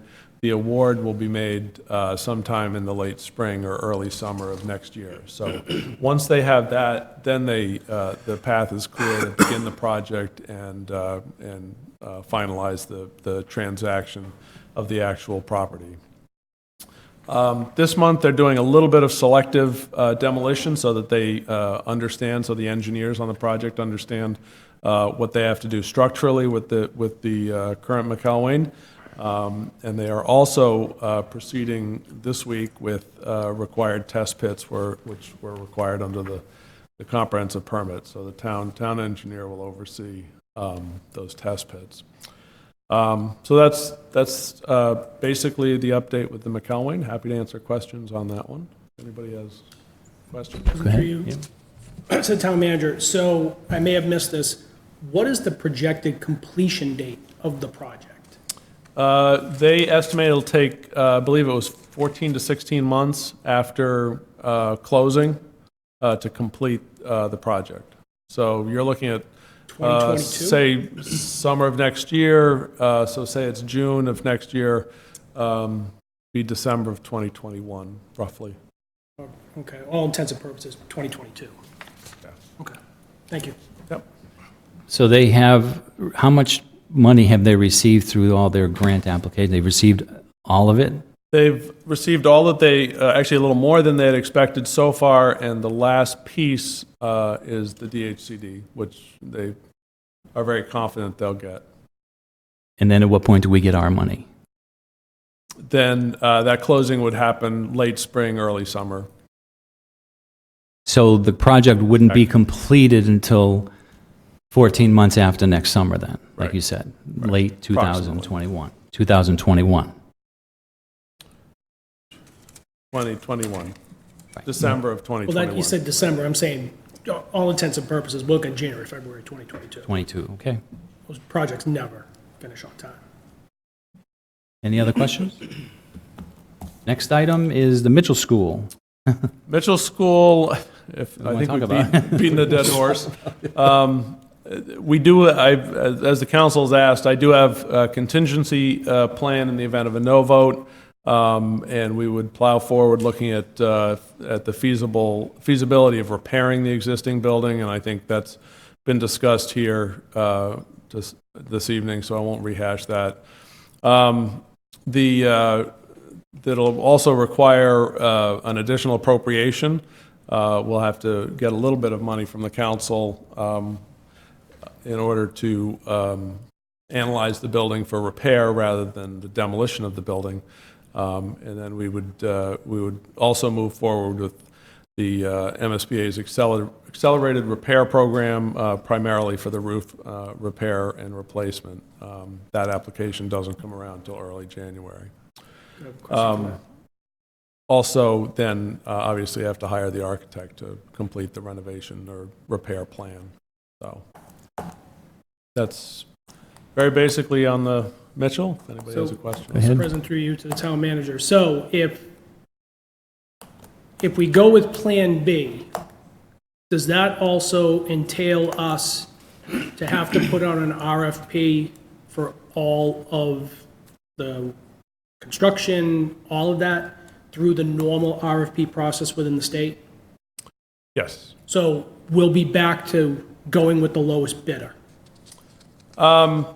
We would, as this building was a good example of, there are different safeguards in place. So regardless of whether it's a new construction or a repair, some kind of renovation, whatever we do there, there are procurement processes that we have to follow. They're basically the same processes, but the state now has in place much better controls over all construction projects, certainly all construction projects over $10 million.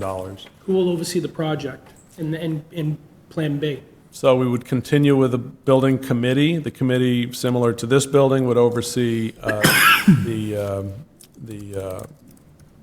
overall construction, and in terms of who would be responsible internally, it'd probably be me.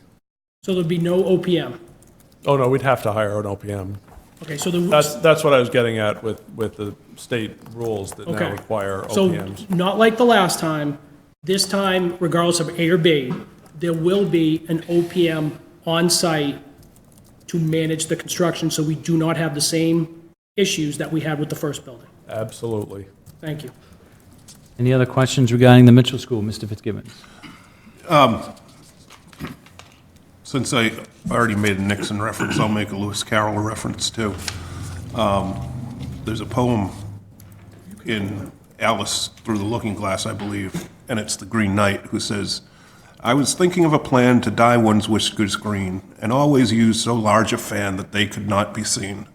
But basically, he's going to dye his mustache green, but he's never going to show it to people, so what's the point of doing it? We can't have secret plans in here. I don't mind having a discussion about what an alternative is. I don't want to have an alternative on this ballot. In fact, we just voted not to, which is fine. But there can't be speculation, and I just urge the town manager to get as many facts as possible out in front of us at the next few meetings and in other ways he can, because, if it goes with Plan A, great, but like I said, I don't want to wait 5 years for another bite at another apple, so belt and suspenders, let's move things along here, thank you. I'm getting a little frustrated, that's all. Go ahead, Mr. Wood. Thanks. I understand that full process as you described, but how can we quickly get to a number that we have confidence in as a comprehensive number for a repair option? Because we had some numbers through the school building committee that a year, 9 months ago said $40 million, but I don't know what composed of that number. And, how quickly can we get a summary of a somewhat confident number of what that option would be without all these other pieces about, going through the whole process of building it? I mean, if the vote passes in October, we don't even need to consider that. But we do need to have information that's has a high level of confidence in it, just to know what the alternative is. Because the only wins I have is that 40 million, and some of the adjusted numbers from last year. I'd like to have new numbers that have the same level of confidence that it's 132,000 square foot building. The construction cost is 334, 400, 475. This is what needs to be done. This doesn't need to be done. I'm looking for the ballpark in that piece. So I think there's a difference between sort of the ballpark figure and the established estimate that we would go to the voters with. You'll get a ballpark figure, and hopefully those two aren't too far apart, but you'll get a ballpark figure probably before the end of the calendar year. You won't get true estimated calculated figures until after the architecture is done in order to determine what exactly we're going to do with the repair. So as an example, if there's a decision to repair and provide additional support to the roof system, that's a different cost than ripping the roof off and putting a new roof on. So the architect is going to have to make recommendations, and the building committee is going to have to buy into those, and then the council ultimately would be making that decision whether or not to go with a new roof or whatever the case may be. But you won't have true confidence in those numbers until all of that engineering and architecture is done in order to get an estimated cost of the project. And that wouldn't be until later in 2020, mid-2020. But clearly, there was some backing to the number that was used in the decision between the various options. And there must be some foundational work there that can be leveraged to come up with a number that is an estimate that is reasonable. The current building's only, 35% design, so there isn't a full level of architecture involved in the 80 million that we're going to vote on, or we did vote on. So how do we get to that other number that we're interested in? And can we do that before, we only have 2 more meetings before the October 19th vote? Are we able to talk about those numbers at our next meeting? I can parse out the numbers that have been used for the repair options and those have been vetted through the building committee and the OPM and the architect, current OPM and architect. Thank you. Any other questions regarding that? Now we'll go to update on discolored water. I believe Councilor Wood, you requested that? Probably. I see a lot of neighborhoods always talking about discolored water, and there's the tower up on High Street. I get service from one side, but I see people on the other side talking about their color, discolored water. I see people talking about it down at, I think, Waterford Village and elsewhere, and I don't know if there's a common cause, or if it's just aged pipes, or if there's something else going on. But people are wondering why the water's yellow. There are, yes, and this comes up annually, certainly as we do pipe flushing or if we do any water main replacement projects. Bridgewater well water has a very high concentration of iron in it, which essentially causes the discoloration. And that iron lodges in the water mains, and when pipes are either flushed as routine maintenance, or when we end up replacing water lines, that'll dislodge some of the sediments, the iron that sits in those pipes. So that's essentially the cause of the water discoloration. When the pipes are pipes are not touched, that iron will settle in the pipes, and the clearer water will run through your faucets. But since we're required to flush the pipes, and obviously we have to replace water mains throughout town, that can cause the disruption in the pipes, so that can cause the discoloration. So the discussion item actually dovetails very well with another piece of legislation that's on your agenda, and that is the new water treatment plant, which is designed to solve that problem. And I'll give you a very quick update on that, and I think for public consumption as well. The new plant design and construction, the project is about at the 60% design phase, and we're anticipating, it's now, by late September, early October, we'll be at the 90% phase. By November, we'll be ready for 100% design and ready to go out to bid. That'll happen early next year, and we'll award a contract sometime in mid to late February, and then construction beginning in the spring of 2020. So the current 60% plans are being reviewed, and the Conservation Commission will hear the new plan at their September 12th meeting. The Water Department's filed a notice of intent, and obviously the engineers are working with IT to do the SCADA system, the fiber connection, the security system requirements, and so forth. So there's a lot of technology that goes into these things. So the funding, you may recall that the council had approved what was in the neighborhood of an $8 million appropriation last year, or quite honestly, the year before.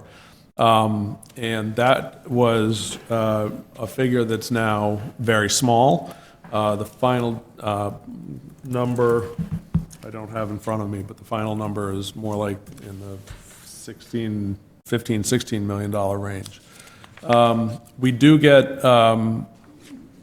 state revolving fund funding to the tune of about $8.3 million. One of the reasons we do a very early appropriation for these projects is we want to make sure we get the project on the state revolving fund list. There's a waiting list for it, and the sooner you get the project on, the more possibility that you'll get funding in the next round. So you will hear at your next September meeting, you will hear the engineers come in and explain why it went from being roughly an $8 million project to being something probably more than double that. But I will let them explain that to you in full. And that is, that's very basically more than you want to know about the dirty water. So the last piece, if I may. Mm-hmm. So I'd like to be specific to people that are complaining about the dirty water. Where in the town's offices should they contact so that you can see a pattern develop?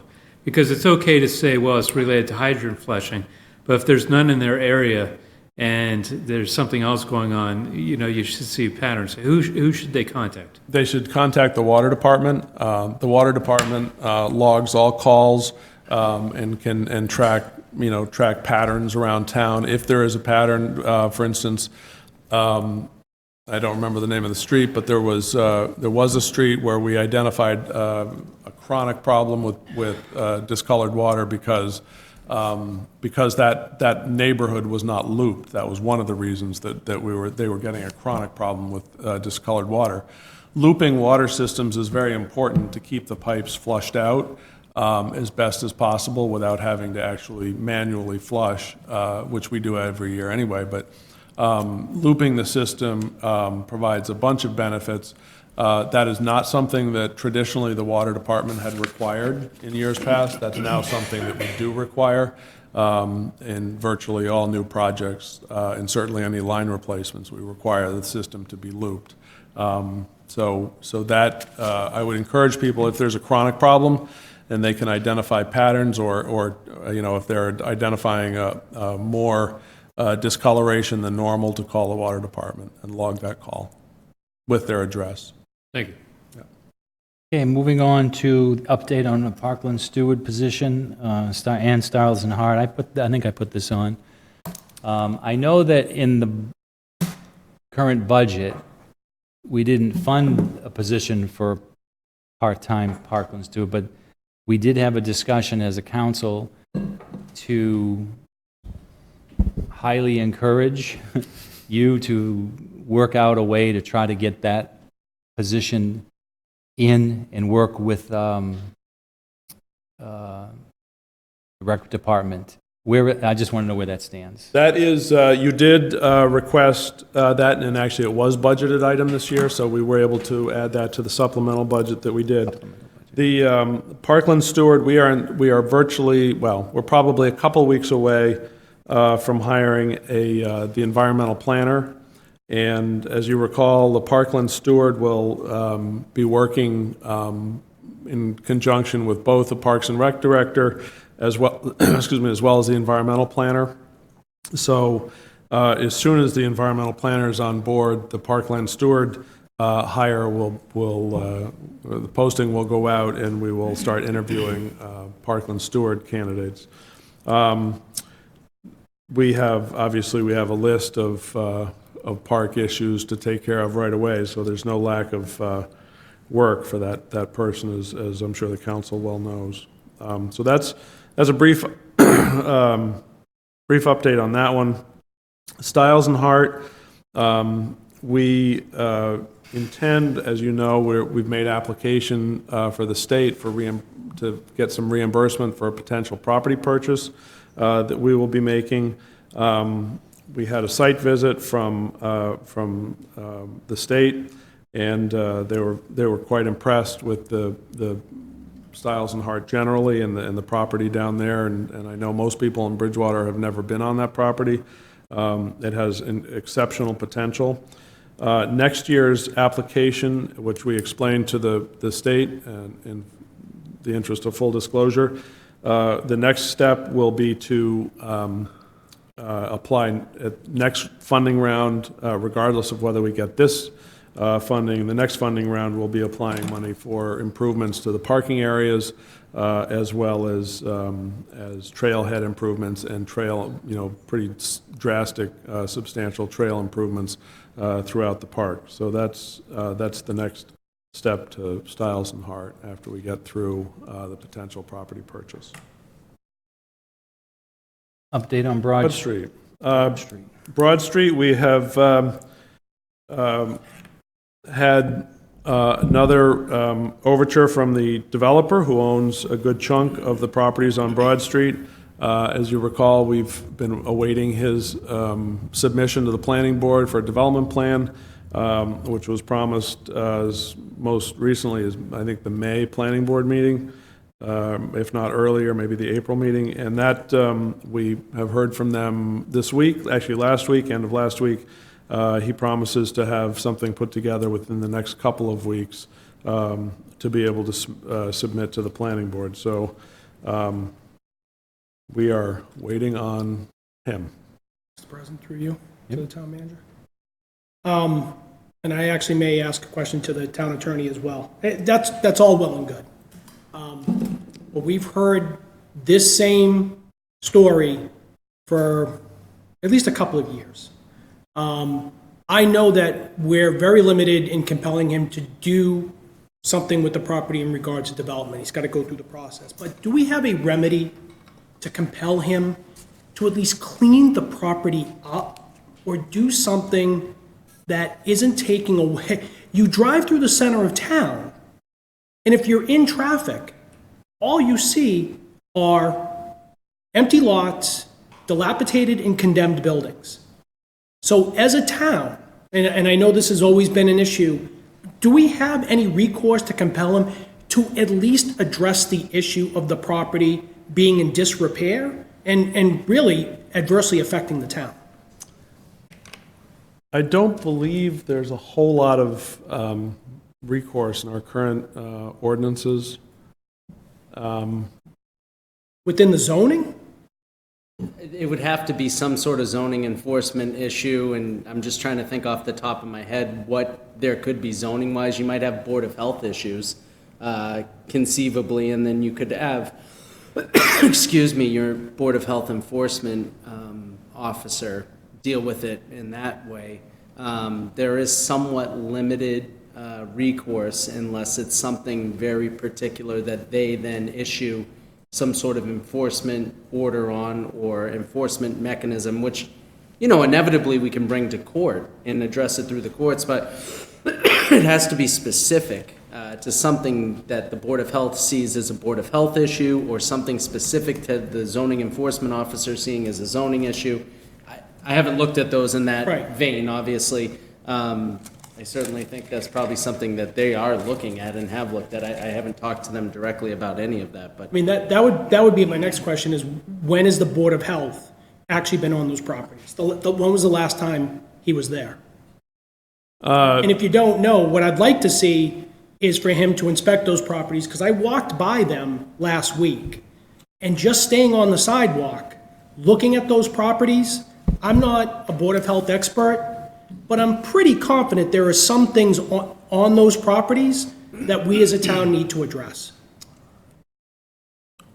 Well, it may be that they're deemed vacant properties at this point, and there may only be things that the Board of Health would be doing to prevent people from going into them, as opposed to things that can be compelled to force them to update them. If that So I means think putting a that's- fence on the property to keep people out of it, I would be all for that. At least it would be something than just abandoned property in the center of our town. And I don't think I'm the only one in this town that has just really gotten to the point where I think we have been overly hospitable to the owner in regards to at least cleaning it up so that we don't have that eyesore in the center of town. That's my personal opinion. I will reach out to the health agent, because I think Attorney Rollins is probably right. That's probably the best hook, probably one of the only hooks that we have available to us. If I recall too, at one point, and I don't recall if it went through, there was a vacant property order that you all had been working on for quite some time. I don't recall if that got voted in. I don't know off the top of my head, but that was in the works. Right, I don't think it ever was. Okay. There is That's some. why I'm looking at either zoning or Board of Health. I don't think you're going to find much zoning-wise. I could be wrong. I'd leave that within the discretion of the, zoning enforcement officer, which is not my role, and I want to be Right. careful not to step on his toes. And same with the Board of Health. It's also not my role, and I want to be careful not to step on their toes. But there may be an order or an ordinance that I can recall at some point existing. It might be something to look into. I think Mr. Columbotus might have been working on that a couple of years back. Yeah, I don't recall the status of that. I don't either off the top of my head, but I do recall there being one at one point. Is that different than the vacant and abandoned building? No, I think it's the same premise. But we have There one is that- something, yeah. Yeah, we have this wonderful Bridgewater website. I'm sure we could find it. Find it, Because yeah. we did vote on it, and I worked with Scott Pitta for quite a bit on it. And, Right. It did. I mean, we're going back a few years, but. If I may, so I agree, things need to move along, but I can think of maybe a half dozen other sites around town that are in similar disarray. Fireworks Circle is an area that's had a lot of construction, but also, on the other hand, has a lot of, messy look to it. The pad site down at Rush Brothers, I don't like the fencing there. Yeah, it's rusted. There's Hale Street, which was torn down, and there were some improvements, but nothing's happened there. It's owned by the college. There's a lot of other places too. So I think we should look comprehensively about this as well as one particular part. If we can clean them up all in one fell swoop, I'm all for it. I'm just looking at our website. Our Chapter 180 in our administrative code, it relates to registration of vacant and abandoned properties, so that's where it is. Right, so. I guess my overall point is Anyway. we've gotten to the point now where we have to start making some inroads and compelling people to clean up property or address the issues that everyone sees every day. Thank you. Point well taken. Update on the parking meter enforcement. I think, did you put that on there, Sean? I did. I can tell you, and my apologies, I don't recall the specific question. Parking meter. The two questions I have, really, I'll keep it, well, the two questions I have is, one, what are we doing to enforce the parking regulation in the center of town with the university coming back in? Because now we have meters where people are not going to park at the meters because they want free parking. So now we have the issue of people parking in the center of town. But the other question is, how are we doing on meter enforcement? I think we do very well. I can tell you that as the parking hearings officer, this is the time of year I dread because there'll be a line out the door and around the block of people contesting their parking tickets. And 99 times out of 100, it's students.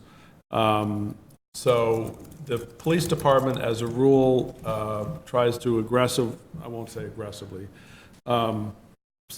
sufficiently enforce, especially with an added focus on this month and October and November, just because there are a lot of new drivers in Bridgewater and thinking that there is parking wherever they want parking.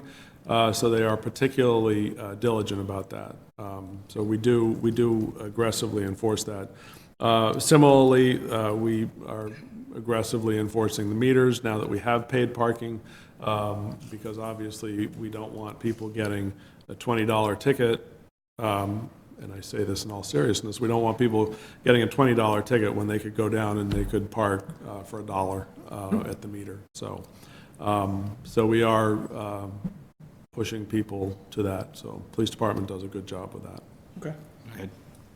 Also, George, just for your information as well, I know that I saw the details go out for this week for some of the private lots, including Roach Brothers, and that is covered by the university. They pay for those police details to watch the parking lots. Yeah, they're very aggressive. Diligent. Aggressive's fine. Okay, items for next meeting. If you have any items you'd like the town manager to address for our meeting on September 17th, please let Ann know a few days before the agenda is out, and we'll put it on the agenda, unless you want to put them on, give warning now or whenever.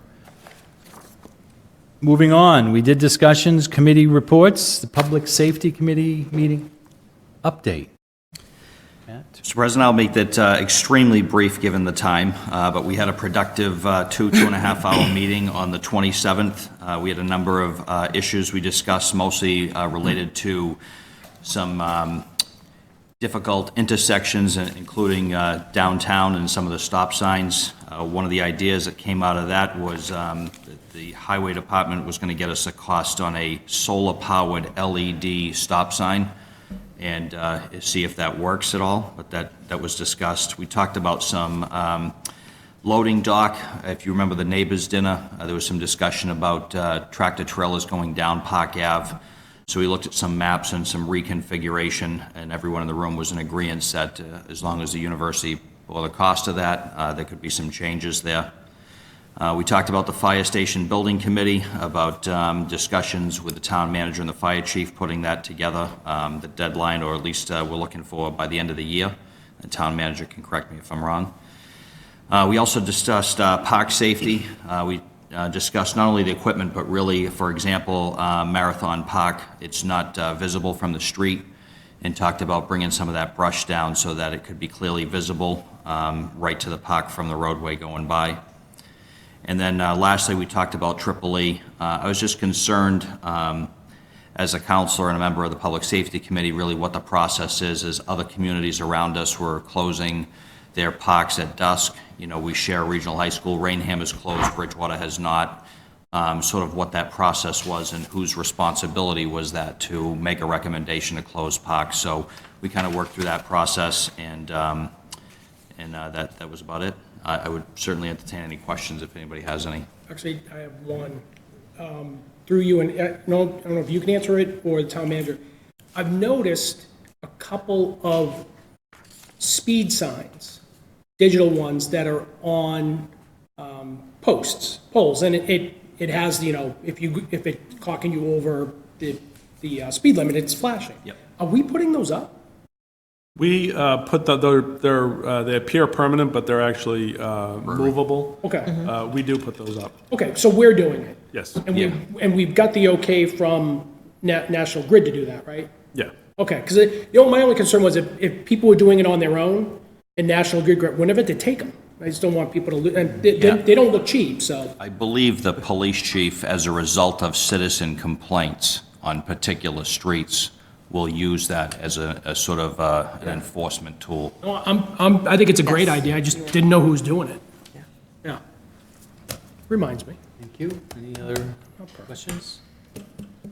Moving on to M, old business, there's none. New business, we have order FY 20019, laying out and accepting a private way. Recuse myself. Colonial Drive, Counselor Rushton is going to recuse himself and leave the room.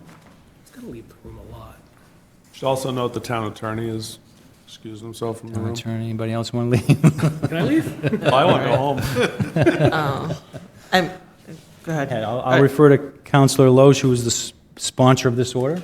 I move to recommend this refer it to the CEDC committee. If you could hold that thought for 1 second, I do have some instructions here before we do that. Before referring this measure to, the following vote must be taken. So I need to entertain a motion that the town council intends to lay out the way, Colonial Drive. So moved. Second. There's a motion, there's a second. Any discussion? All those in favor? Aye. Now we need to make a recommendation to refer to the planning board. Motion to refer to the planning board and the Community Economic Development Committee. I guess I withdraw my motion and second his. Okay. Since I didn't get There's it. a motion and there's a second. Any discussion on that? The only comment I'll make is on here, the council is required to hold a hearing after receiving the planning board's recommendation. It's not necessary that we refer it to a council committee unless the council wishes to. So if we want to continue with that, that's fine. So there's a motion and there's a second to refer to the planning board and the Community and Economic Development Committee of the council. And there's a second. Any discussion, any further discussion on that? All those in favor? Aye. Opposed? Okay, so that's done. Get him back in. We'll see that when it comes back. Order FY 20020, transfer order, water enterprise transfer, capital special purpose. I'll refer to the town manager on this order. Mr. President, this is simply appropriating for engineering associated with the new High Street water treatment facility. Motion to refer to the Budget and Finance Committees. Second. There's a motion and there's a second. Any discussion? All those in favor? Aye. Opposed? Okay, it's been referred to Budget and Finance Committee. Order FY 20021, loan order, rescind and revote Order FY 18021, Massachusetts Clean Water Trust for High Street Water Treatment Facility. The town manager. Mr. President, this loan order actually rescinds the amount that the council previously appropriated, $10.4 million for the High Street water treatment plant, and you'll see the next one is the new loan order. So this is a rescinding of the one that you did about a year ago. Motion to refer to the Budget and Finance Committees. Second. It's a motion and there's a second to refer it out. Any discussion? All those in favor? Aye. Opposed? Order FY 20022, loan order, High Street Water Treatment Facility. Manager. This, as I mentioned, would be the loan order associated with the revised and engineered High Street water treatment facility. Motion to refer to the Budget and Finance Committees. Second. Motion and there's a second to refer it out. Any discussion? Seeing none, all those in favor? Aye. Item E, Resolution FY 20002, declaring the town of Bridgewater, Mass. a pollinator-friendly community. Councilor Souza, do you want to explain that? What is a pollinator? I was asked by the Green Committee. Green Committee. If I would submit this. A number of cities and towns throughout the state have already done it, and it's for us organic gardeners, trying to It's not a mandatory, as you can see, it's only a recommendation, and they're asking for help in not using a lot of chemicals in your gardens and your yards and stuff like that. Because we all know that the bumblebee, which is very, very important to us, is declined over the past number of years due to the chemicals that are being used, and we're trying to reverse that by asking people to cut down on the use of those chemicals. Okay, thank you. This does not need to be referred to a committee, but it's up to us if we want to refer it to a committee, or we can just wait the 2 weeks and bring it back next meeting for a vote to adopt. I would make a motion to bring it back in 2 weeks to vote to adopt. Second. Motion and a second to bring it back in 2 weeks for a vote for adoption. Any discussion? All those in favor? Aye. Opposed? We're working on Resolution FY 20003, Handicapped Accessibility, the Academy Building, sponsored by Councilor Souza and myself. I'll refer to Councilor Souza for explanation. Okay, it's the, let me get the right parking lot. I always point to the wrong one. It's the parking lot out there where you come in and you have the door that we can come into the building. You have a handicap accessible ramp. People are coming and they're seeing that little round circle over there, which is actually the pass to get in, and they think it's the push button for the door to open. And they get up there, and then they got to go back down and go all the way around to the front of the building. I spoke to the gentleman at the Disabilities Council, and we had a lengthy discussion on it, and he asked if I would assist in this, and I spoke to our president of the council. We think it's very helpful. The town manager said it was originally set up to be an employer door, which doesn't exclude it, it adds it.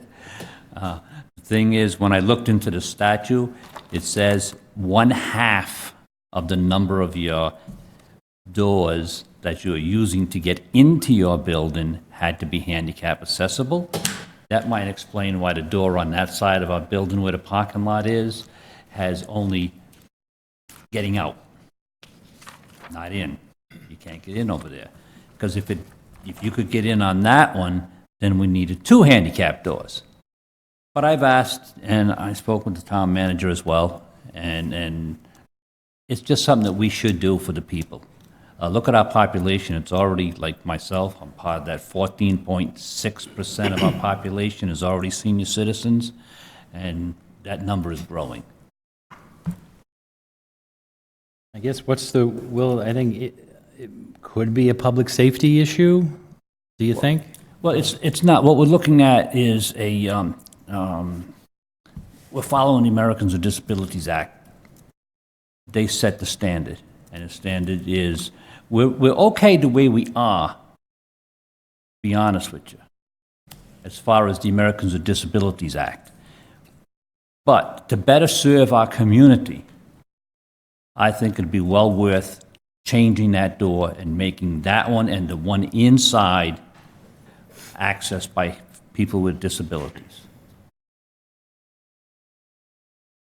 Do you have a question, Ms. Yeah, I was on the building committee for the renovation of this building, and I recall that initially, at least, that door was supposed to be accessible to the public. I'm not sure where it got lost, but I remember that pretty specifically. So I'm in full support of this resolution. Do we want to refer it out to a committee or have the town manager look into this and bring back some, maybe, I'm sure there's going to be a cost if we have to reconfigure that door and platform, I assume. Ask the town manager for his report.